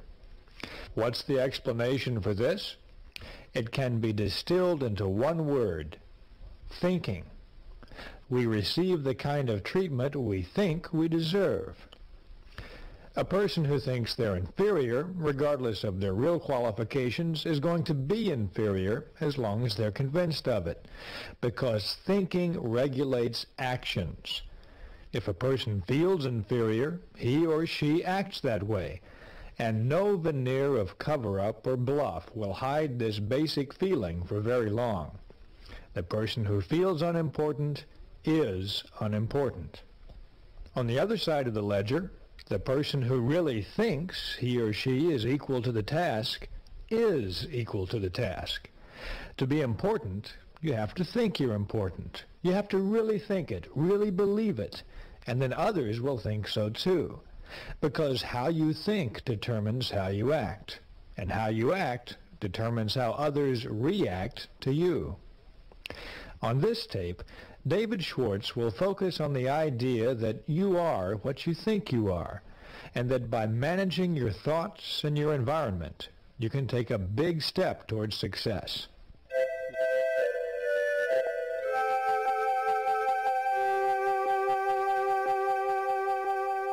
Like other aspects of your personal program for success, winning respect is basically very simple. People respect us in direct proportion to how much respect we have for ourselves. This principle is easy to test. Do you have much respect for a bum? Probably not. Why? Because the poor fellow doesn't respect himself. He's letting himself rot away from lack of self-respect. Now, self-respect shows through in everything we do. So let's focus our attention now on some of the specific ways we can increase self-respect and thereby earn more respect from others. The first rule to remember is this: appearance does talk. If you look important, it will help you think important. Be sure your appearance says positive things about you. Never leave home without feeling certain you look like the kind of person you want to be.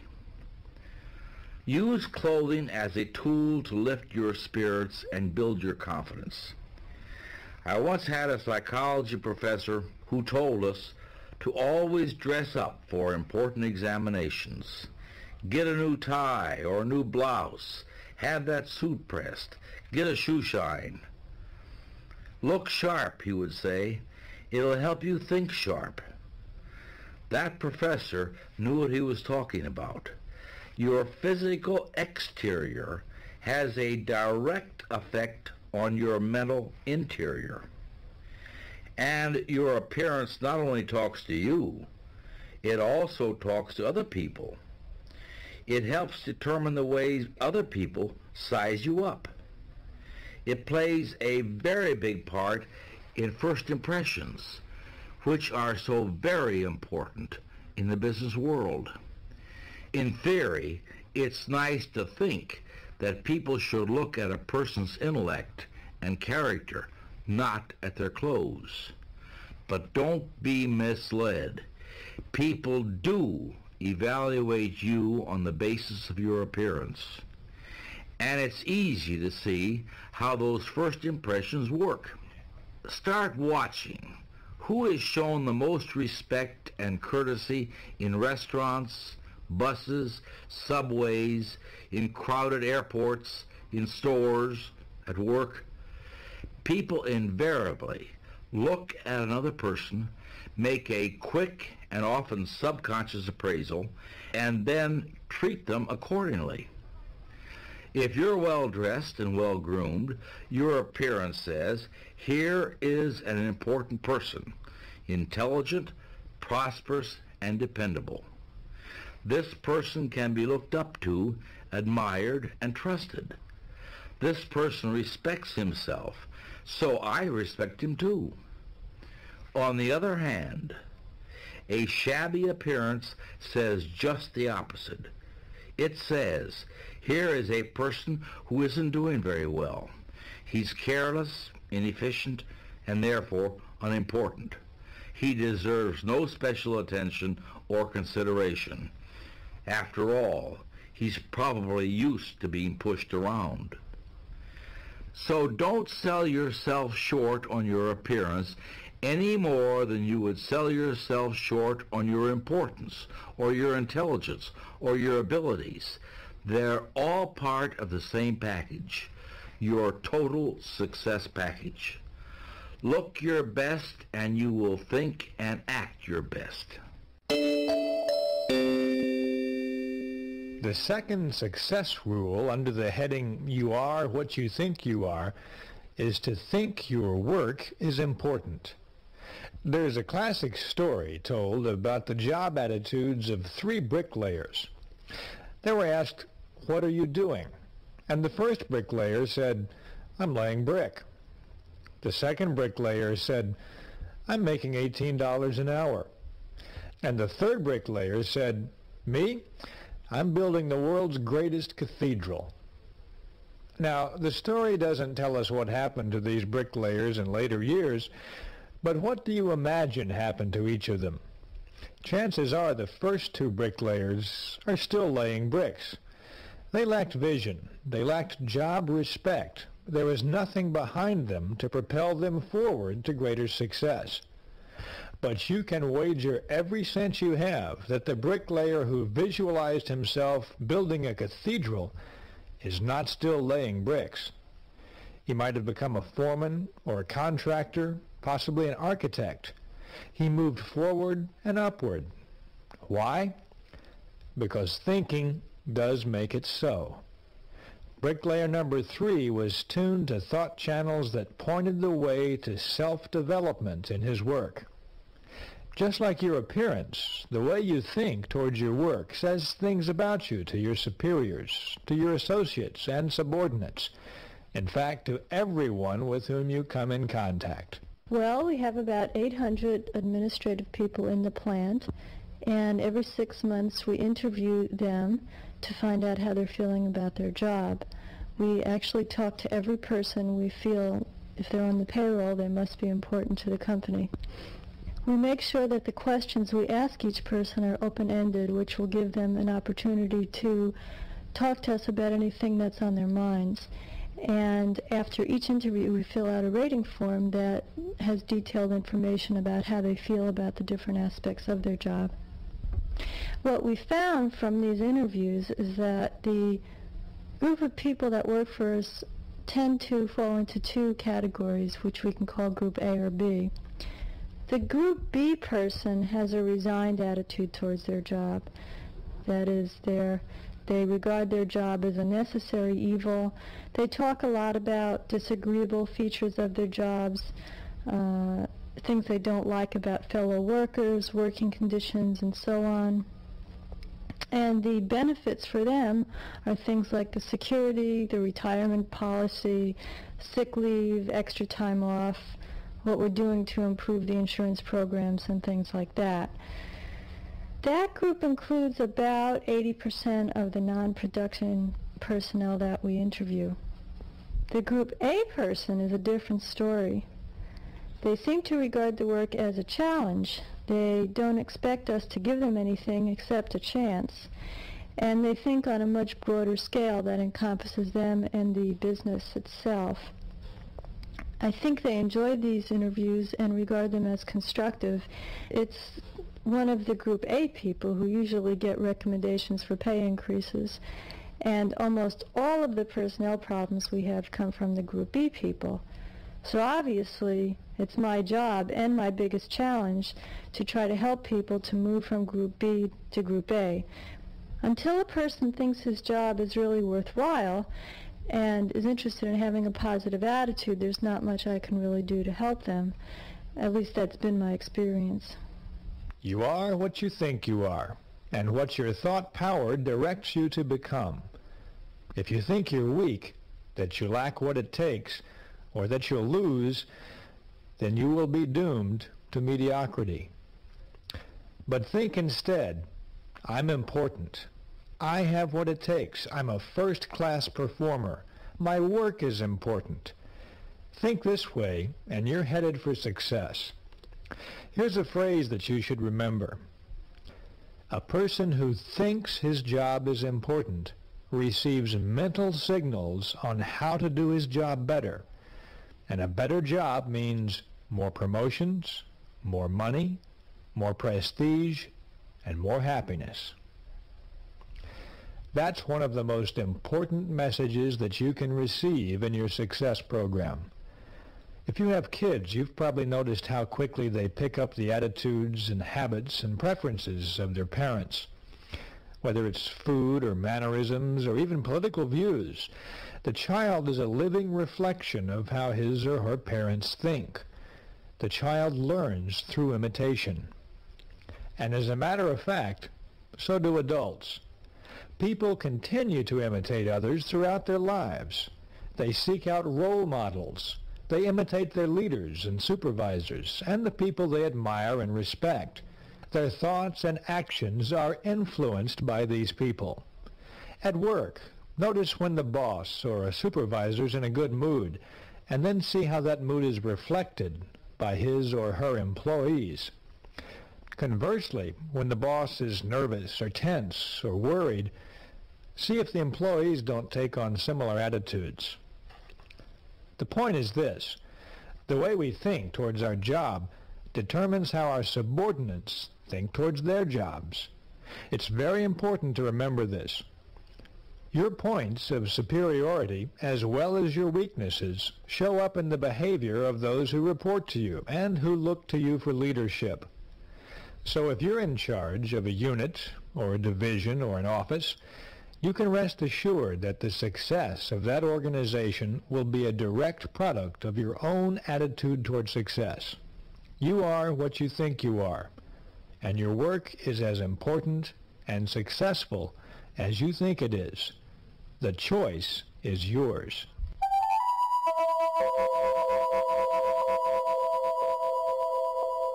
I'd like you to think back once more to that first ongoing people experiment. And I'd like to give you a very important characteristic to add to your list for comparison between successful and unsuccessful people.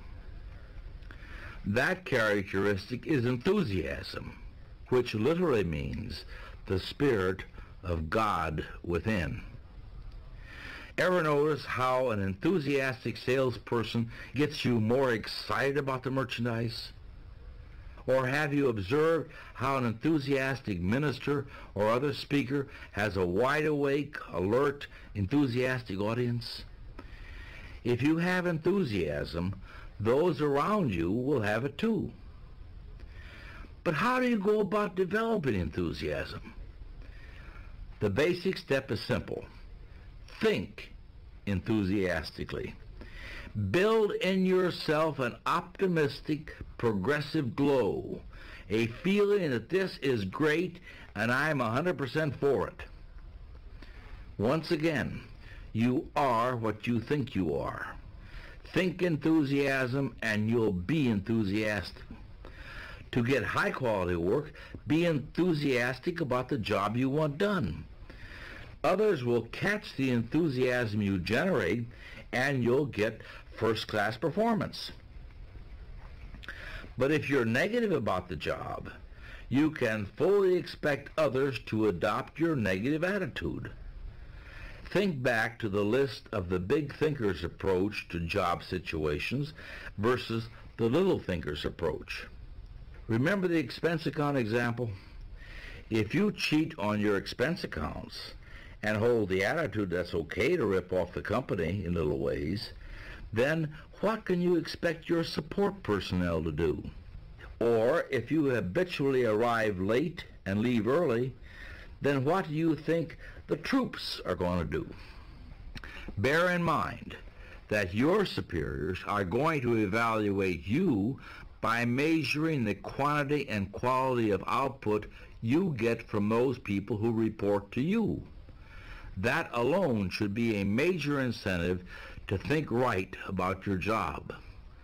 Think right about your job so your support personnel will think right about their jobs too. Let me offer 2 suggestions to help you get others to do more for you. First, always show positive attitudes toward your job so that your support personnel will pick up right thinking. Second, as you approach your job each day, ask yourself, am I worthy in every respect of being imitated? Are all my habits such that I would be glad to see them in my support personnel? I sell cars for a living, and every morning a big part of my day is just calling potential customers to set up demos. And I had a problem with it. The problem was that I had sort of a shy sounding voice. I was a shy person then, and I knew my voice sounded like it on the phone, and so when people heard my voice, they'd just say, no thanks, I don't want to be bothered. And our sales manager would hold these sales meetings every Monday morning where he'd give us a pep talk about being good salesmen and selling cars, and it would really pep me up, and I'd go out there on the floor and call my people, and I'd sell cars and do a good job. But by the end of the day, it would start to wear off, and by Tuesday morning, I was sort of back to my old self. And so I realized that I needed this pepping up every Monday, and if the sales manager could do it, well, why couldn't I just do it to myself? So I decided to do that. I went out on the lot one day, found a car that I liked, and I sat in this car for about 5 or 6 minutes and just talked to myself. And I told myself everything that I knew was true. I said, you are a good salesman, you know how to sell cars, and these people do want to talk to you because they do need these cars and you have the product that they want. And it works so well that now I actually look forward to making these phone calls. And now it's gotten to the point where before I dial these calls, I'll just give myself this silent pep talk, and it works. And I'm getting results now. I'm doing better than I've ever done in my life. I'm selling lots of cars. I honestly believe I talked myself into being a good salesman. Now that's a pretty good idea, isn't it? To be on top, you've got to feel like you're on top. You've got to think and believe you're on top. Give yourself a pep talk and discover how much bigger and stronger you feel. Don't ever belittle yourself. Practice uplifting self-praise, and you'll see the results.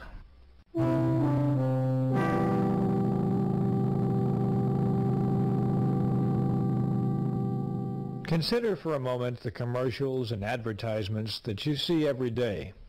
Products are sold and resold 1,000 times.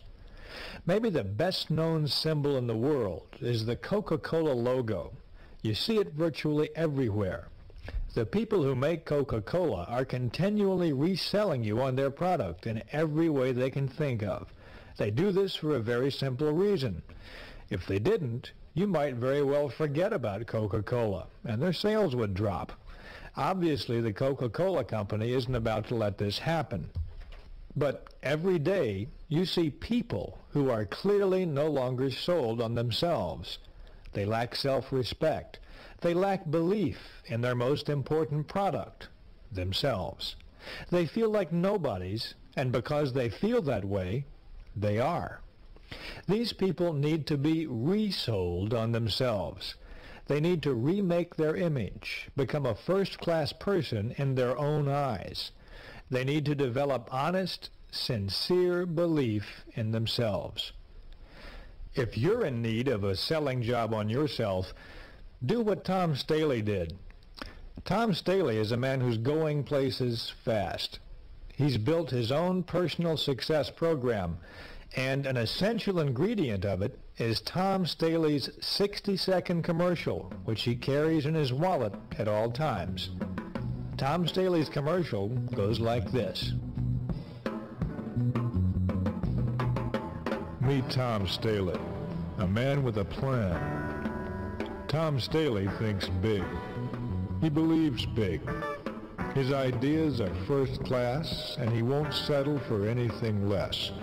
From the clothes he wears to the way he cares, Tom Staley is number one. Tom Staley means drive, enthusiasm, progress. Tom Staley's on top, and he's headed even higher. He's headed for success, and nothing can stand in his way. Being the best doesn't come easy, so Tom Staley works hard. The road to success takes many turns, but Tom Staley does not stop. Tom Staley believes in his goals, in his future, and in himself. Meet Tom Staley, the best, and getting better.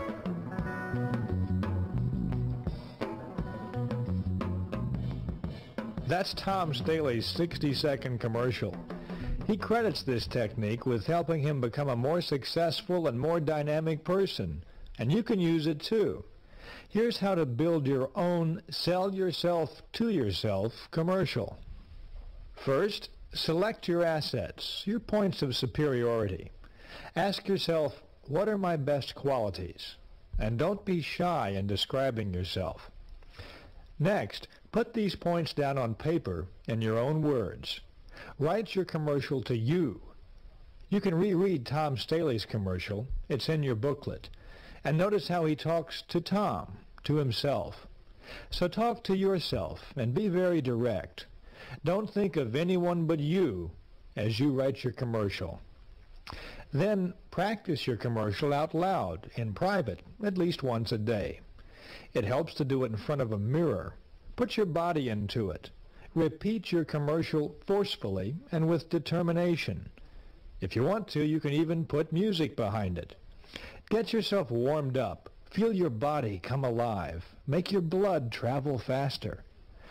Read your commercial silently several times a day.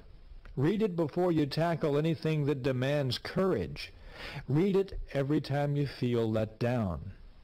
Keep your commercial handy all the time, and use it. Now, a lot of people may laugh at this technique. That's because they refuse to believe that success really does come from managed thinking. But please understand, that is the judgment of average people. You're not average. If you have any doubt about the soundness of this commercial technique, just ask the most successful person you know what he or she thinks about it, and then start selling yourself to yourself. You're the most important customer you'll ever have.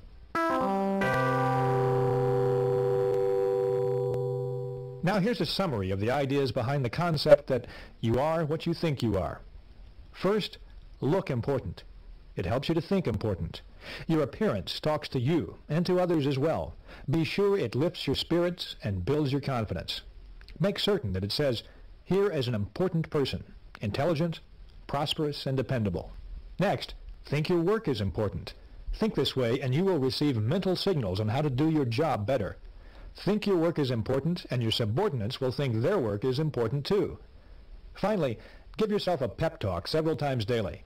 Build a sell yourself to yourself commercial. Remind yourself at every opportunity that you're a first-class person.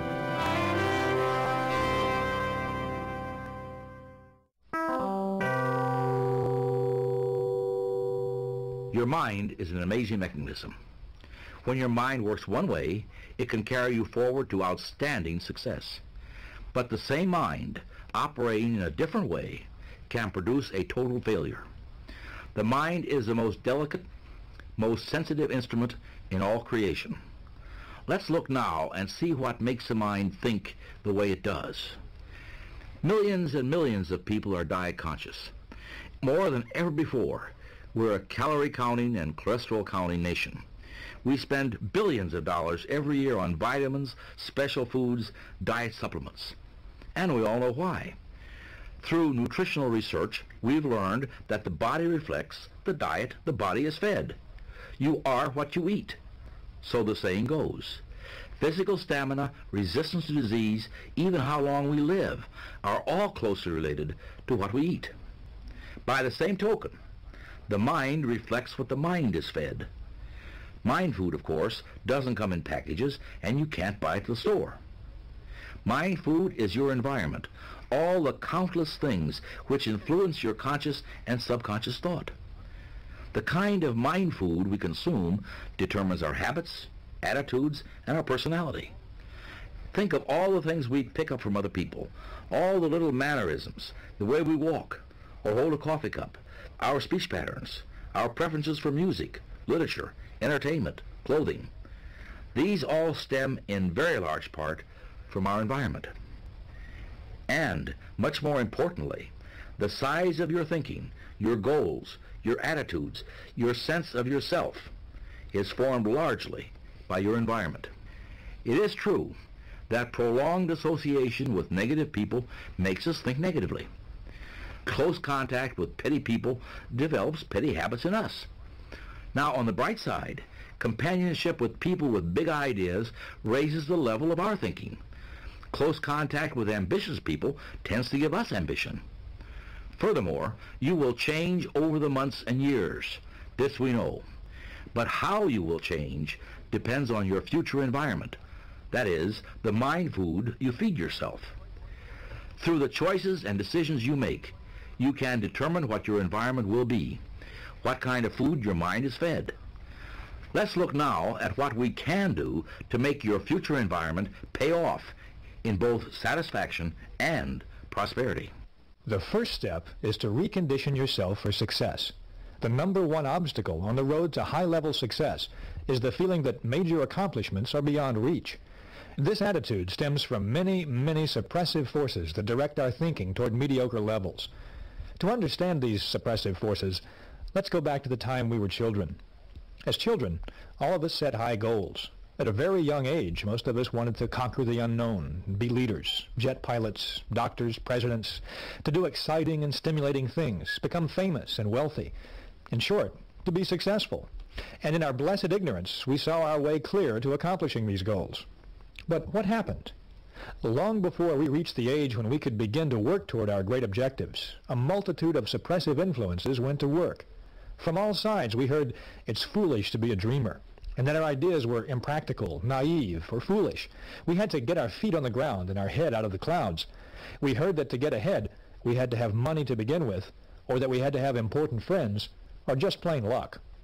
As a result of being bombarded with this "you can't get ahead so don't bother to try" propaganda, most people, you know, can be classified into three groups. The first group are the people who surrendered completely. The majority of people who are convinced deep down inside that they haven't got what it takes, that real success, real accomplishment is for others who are lucky or fortunate in some special respect. Now you can spot these people because they go to great lengths to rationalize their status and explain how happy they really are. The second basic group are those who surrender partially. Now this is a much smaller group than the first one. This group enters adult life with a lot of hope for success. These people prepare themselves, they work hard, they plan. But after a decade or so, resistance begins to build up. Competition for top-level jobs looks pretty rugged, and this group decides that greater success just isn't worth the effort. They rationalize, we're earning more than the average, and we live better than the average. Why knock ourselves out? The third group is quite small, perhaps 2 or 3% of the population. This group never surrendered their dreams. They never did, and they still don't let pessimism dictate their limitations. They don't believe in surrendering to suppressive forces. Instead, these people live and breathe success. This group of people is the happiest because it accomplishes the most. These people become top salesmen, top executives, top leaders in their respective fields. These people find life stimulating, rewarding, worthwhile. These people look forward to each new day, each new encounter with other people as adventures to be lived fully. Now let's be honest. All of us would like to be in that third group, the one that finds continually greater success. But to get into and to stay in that group, we have to fight off the suppressive influences of our environment. To understand how people in the first two groups will unwittingly try to hold you back, try this experiment. Tell several of your average friends or your fellow workers with the greatest sincerity that someday you intend to be vice president of your company. What will happen? Your friends will probably think you're joking. And if they do believe you mean it, they'll say something like, "You poor sap, you've got a lot to learn." But now assume that you repeat that same statement with equal sincerity to the president of your company. How will he or she react? One thing is certain, the president of your company will not laugh. He might look at you intently and say to himself, "Does this person really mean this?" But he won't laugh, because big people do not laugh at big ideas.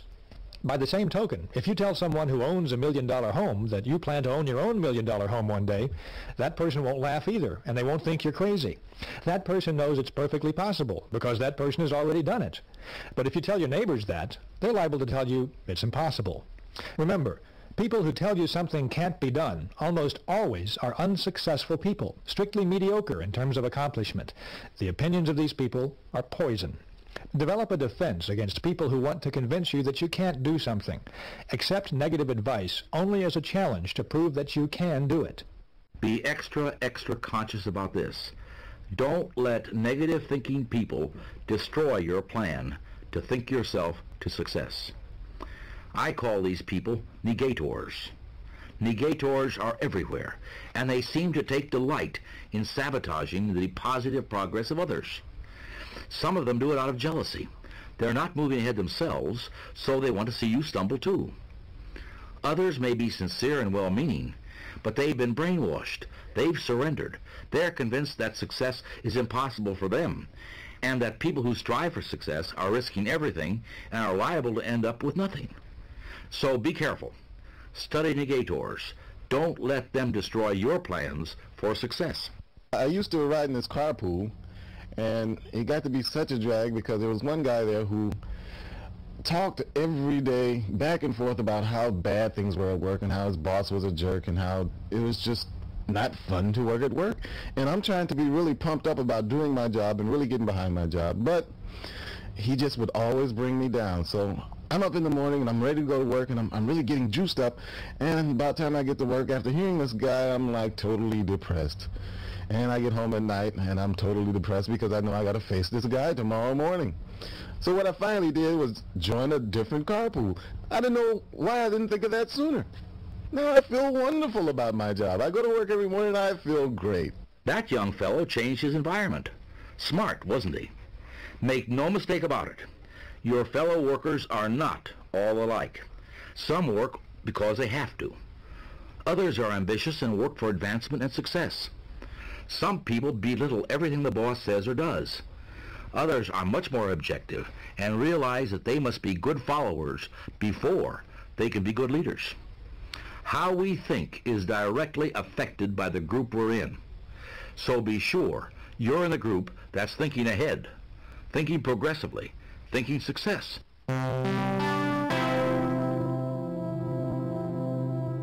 Whenever you enter a new work situation, you're liable to encounter a lot of advice, both official and unofficial. Be careful about your source of advice in these situations. In most organizations, you'll run into freelance advisors who know the ropes and are eager to clue you in. They'll tell you things like, the best way to get along here is to just stay out of everybody's way. If they ever get to know you, all they'll do is pile more work on you. Now, chances are this freelance advisor has been with the company for 20 or 30 years and is still down at the bottom of the totem pole. What a consultant for a new employee who wants to move up in the business. Right now, make it a rule to seek advice only from people who really do know the ropes, successful people. There's a lot of incorrect thinking that the people on top, the high executives, are inaccessible. The truth is that they're not. As a rule, the more successful people are the most ready and able to help. Being president of this company makes me a pretty busy woman, I suppose. But my door is never closed. I am always open to my employees. Counseling is one of my key functions. We give standardized training to anybody who wants it, but we also give specialized training, or tutoring if you want to call it that, to anybody who asks for it or needs that. Anybody who displays curiosity or real desire to learn more about their job and other people's jobs within this company are the people that I really value. Those are the great employees, and I'll really go to the extreme to give them the tutoring or counseling that they need. And obviously I can't spend or waste my time giving advice to people who don't want it. Go first class when you have questions. Seeking advice from a failure is like consulting a quack on how to cure cancer. If you want answers, ask the person who knows. You know, it's not only how you spend your time at work that matters in your personal success program. The fact is, what happens after work and on weekends has a direct bearing on your performance on the job. The person with a constructive, off-the-job life nearly always is more successful than the person who lives in a dull, dreary home situation. Let's observe a couple of co-workers.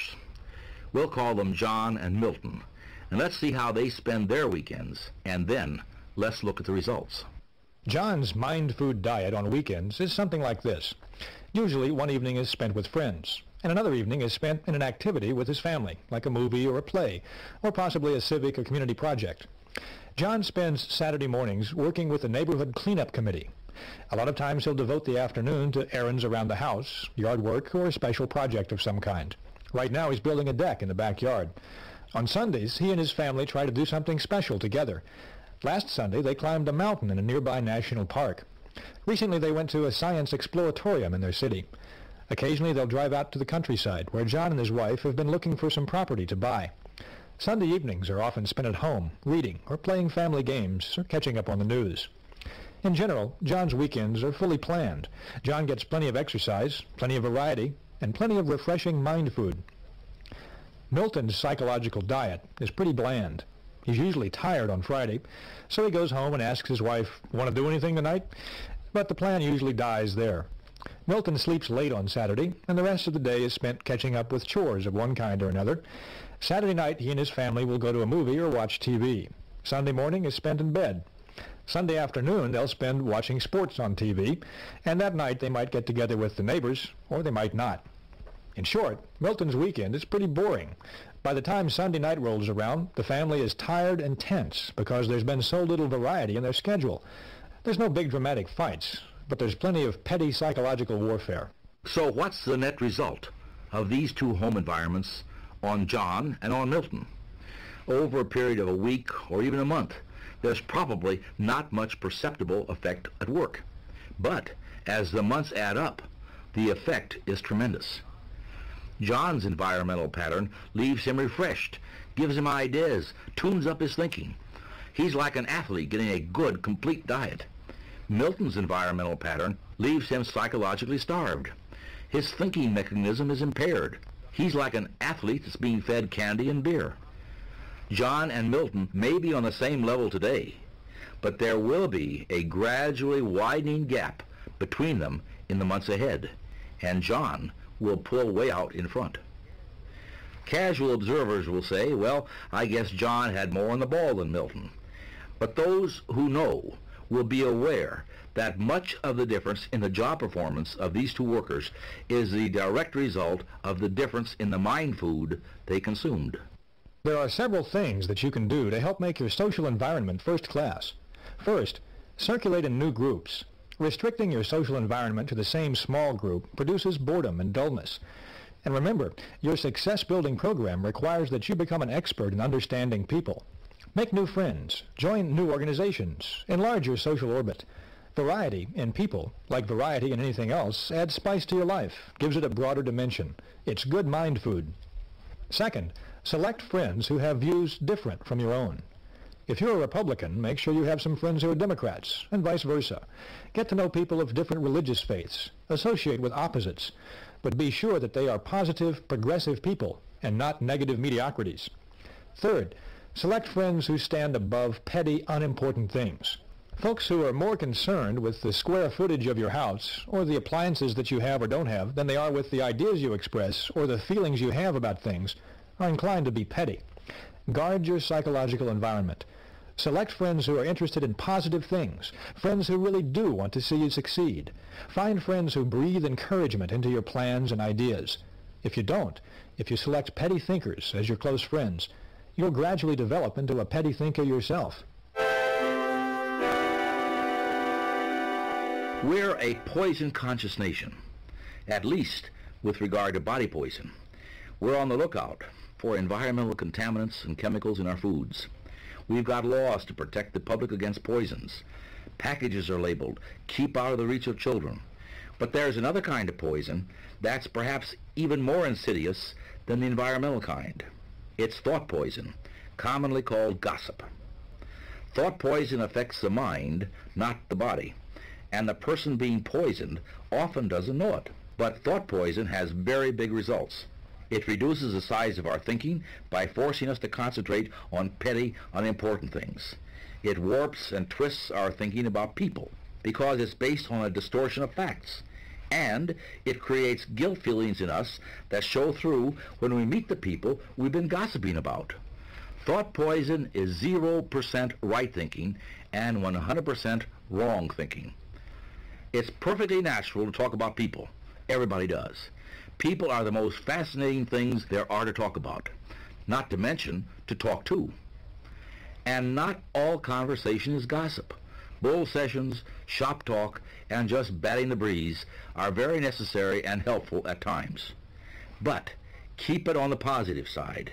You're doing yourself and others damage when you poison your thoughts with gossip.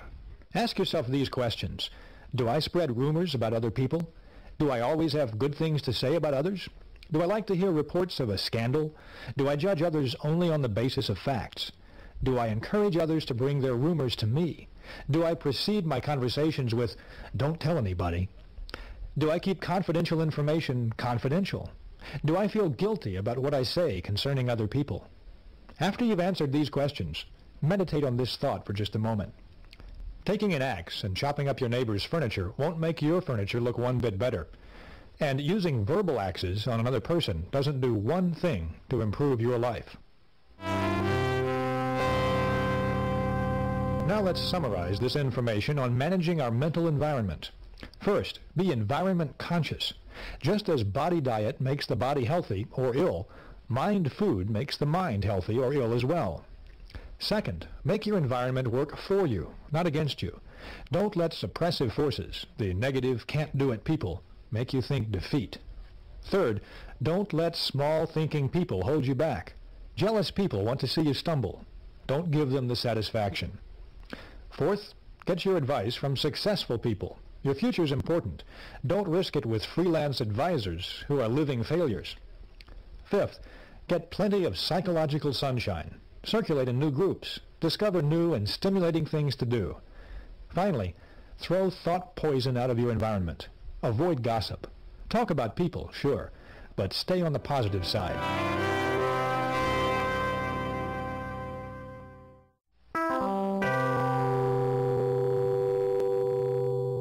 Well, Bob, really good to see you. I've been thinking all about that proposal you sent. Listen, you've got some terrific ideas in there. I think we just might be able to hammer out some business. Oh, yeah, Bob. Look, I'm kind of busy right now. And, I know you had an appointment. But, no, I didn't get much of a chance to look at your stuff. And we can talk about it if you want to, for a few minutes. Did you know that you can read minds? People do it every day. You just heard two people greeting a potential business associate. Did you get a mental image of each of them from the tone of their voice? Did you get a reading of their attitudes? Then you just read their minds. You could tell by the tone of their voice what each one of them was thinking. The first one was clearly enthusiastic and looking forward to a productive meeting and some real possibilities for the future. The second would just as soon be somewhere else. They seemed to regard the whole encounter with Bob as a big chore. We read minds automatically through attitude appraisal. Attitudes are mirrors of minds. They reflect the thinking that's going on inside. We read attitudes through expressions, voice tones, inflections, and body language, posture and body angles and eye contact and so forth. Attitudes have tremendous impact. Salespeople with the right attitude beat their quotas. Students with the right attitude make A's. Right attitudes pave the way to a happy married life. Right attitudes make you effective in dealing with people, and they enable you to develop as a leader. Right attitudes win for you in every situation.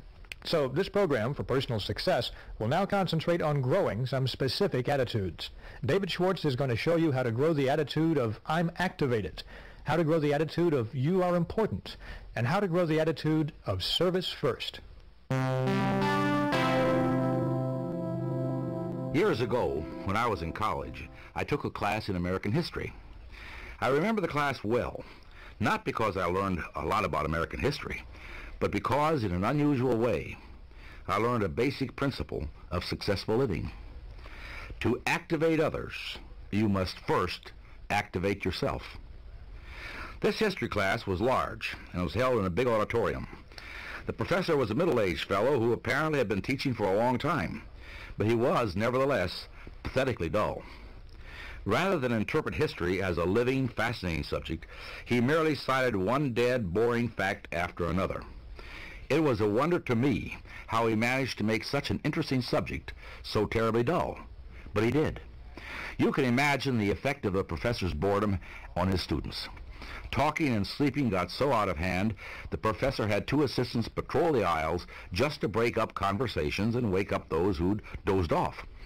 Occasionally he would stop his lecture, shake a finger at the class, and say, "You better pay attention to what I've got to say. I'm warning you. You've got to stop this talking." This didn't have much effect on the class. But as I sat there and watched this farce unfold, I kept asking myself the question, why does everybody ignore what this man has to say? And the answer came to me. The students had no interest in what the professor was saying because the professor had no interest in it himself. He was bored with his work, and his boredom showed through. That was the real message the students got, not American history. To activate others, to get them to be enthusiastic, you must first be enthusiastic and activated yourself. Over the years, I've tested this principle in hundreds of different situations, and it always holds true. A person who lacks enthusiasm never develops it in others. But a person who is enthusiastic soon has enthusiastic followers.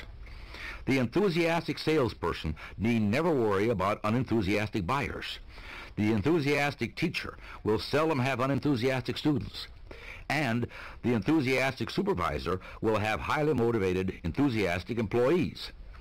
In any endeavor, results come in proportion to the enthusiasm applied. Here's a procedure to help you develop the power of enthusiasm. First, learn to dig deeper. Here's another experiment for your people laboratory.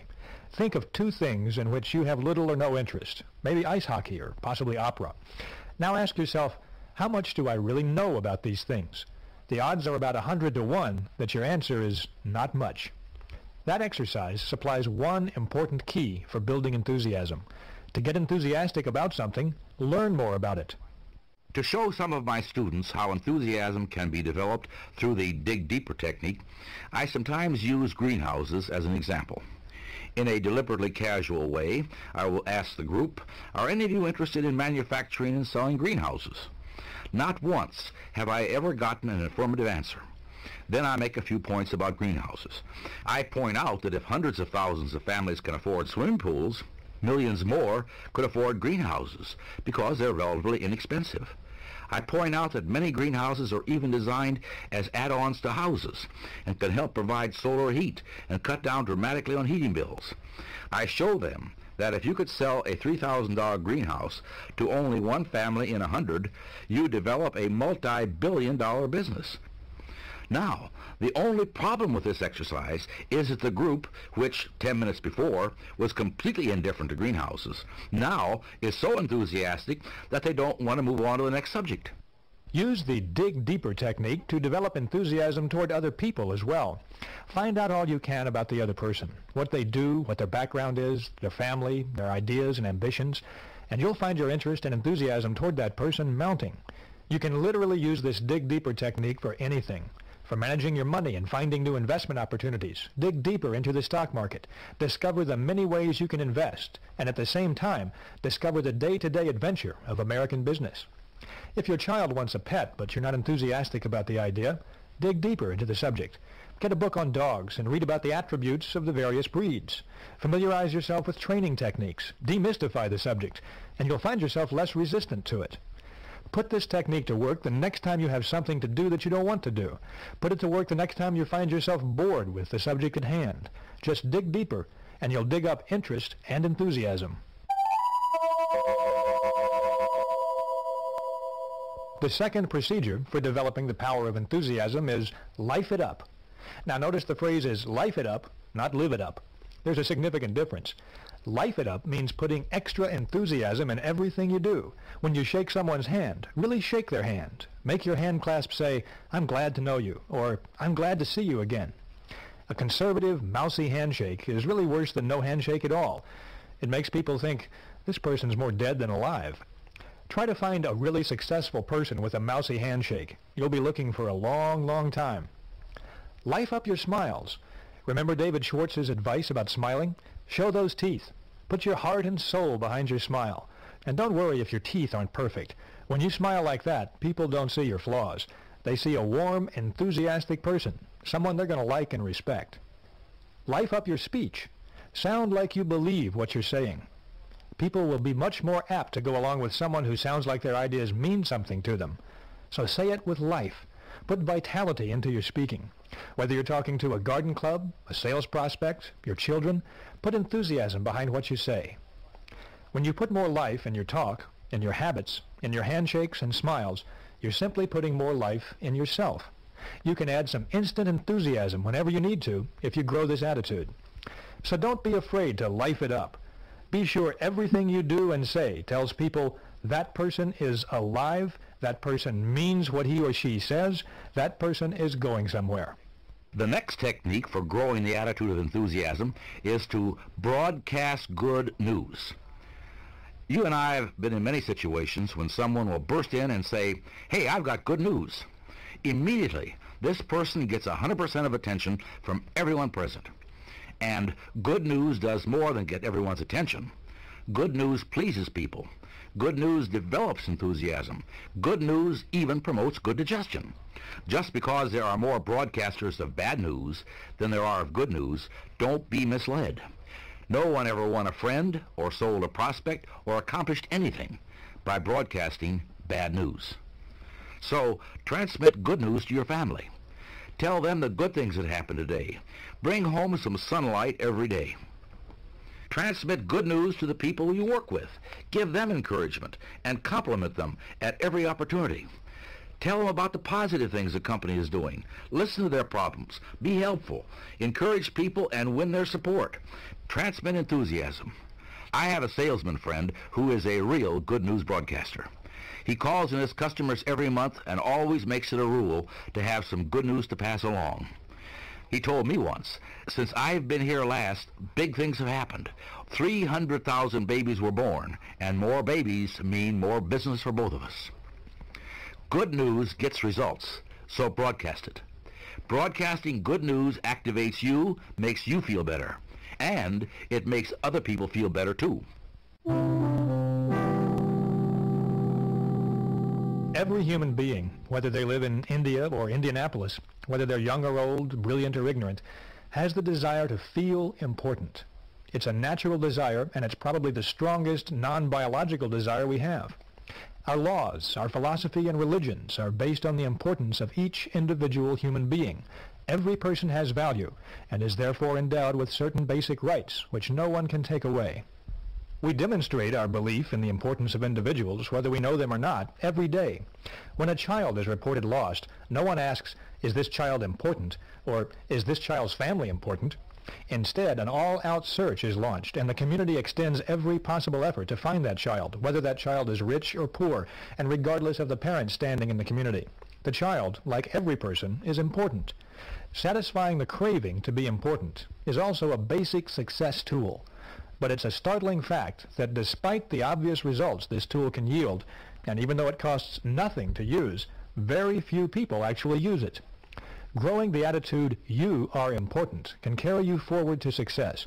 But most people tend to carry around a defensive, "you don't matter to me" kind of attitude for the world to see. But you can change that attitude and reap the rewards of recognizing the other person's importance. Here's how and why. First, let's look at the practical side. Take a look the next time you're walking down a busy street. The prevalent attitude is clearly, "you don't mean anything to me. You are totally unimportant in my world." And the reason for this attitude is the assumption that most people can't do anything for you. But that is a basic blunder. The fact is that the other person, regardless of his status or income, is important to you for giant dollar and cents reasons. Number one, people do more for you when you make them feel important. Years ago in Detroit, I rode a bus to work each morning. The driver was an old grump. I watched this driver pull away from the curb dozens of times when a wildly waving, shouting, panting passenger was just a second or two from the door. Over a period of months, I saw this driver show special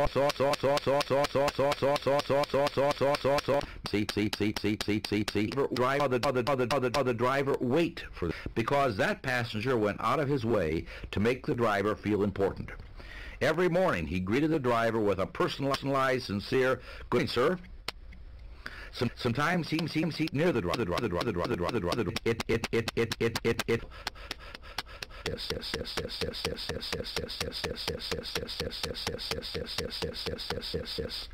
For deal people pay sale makes people sing helping our why? Because that passes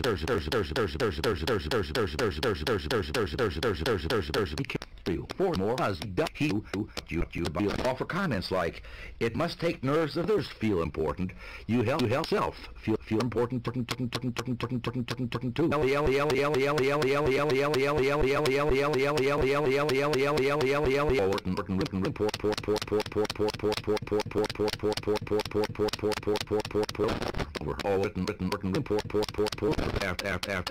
After money who live billions of one of the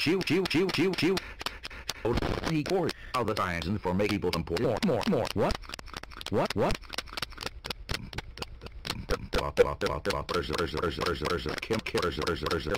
Do more.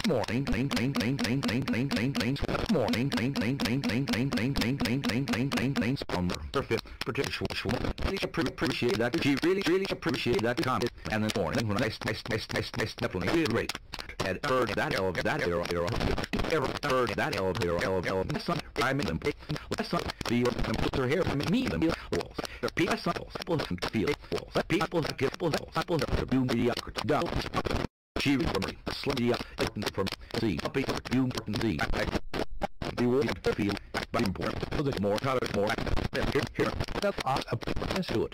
You up to do the color. Appreciate it. Not that pray to you. People me really on the don't say I to bribe a bribe comment pray and crazy or that's what to a not in a is here from daily dollar fake call daily company or different things bigger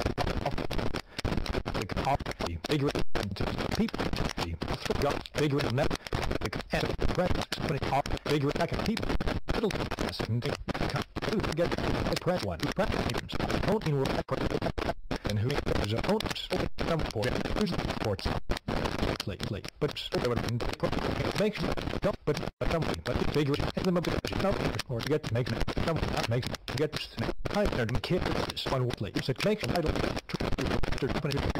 from your individual blindly it's a price misappropriate finally remember this is it dead people all said few in 6 it's support for the you before you just call greater than you the past long all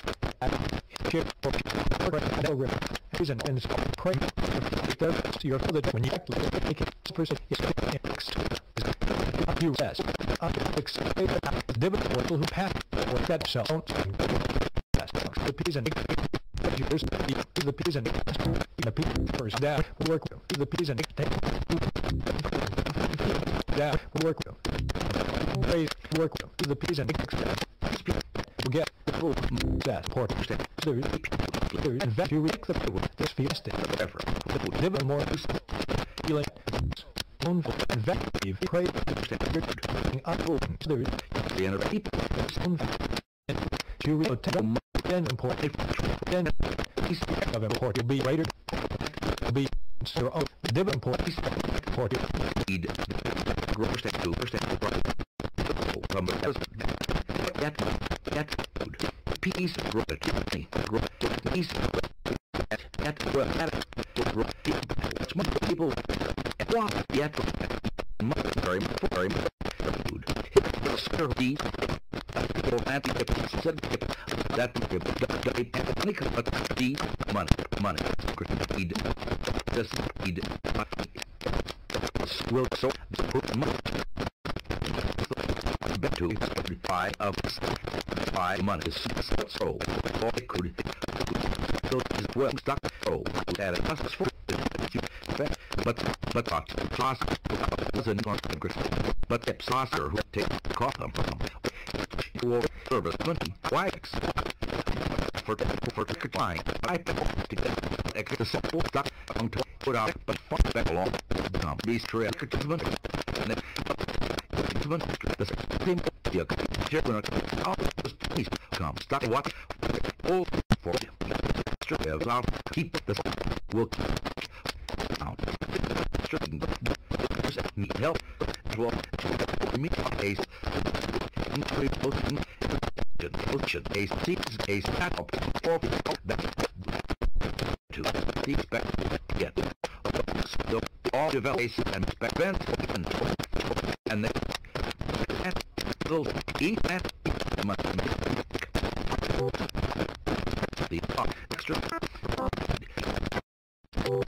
is a extra because getting Cephas, me, the will harvest the coming and how to that much by all statistics this world by this to something a into good world to count like world into here you sell just by big she think she jumped up to the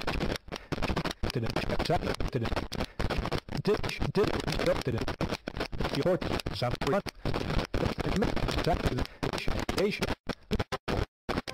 call and important people by them call fun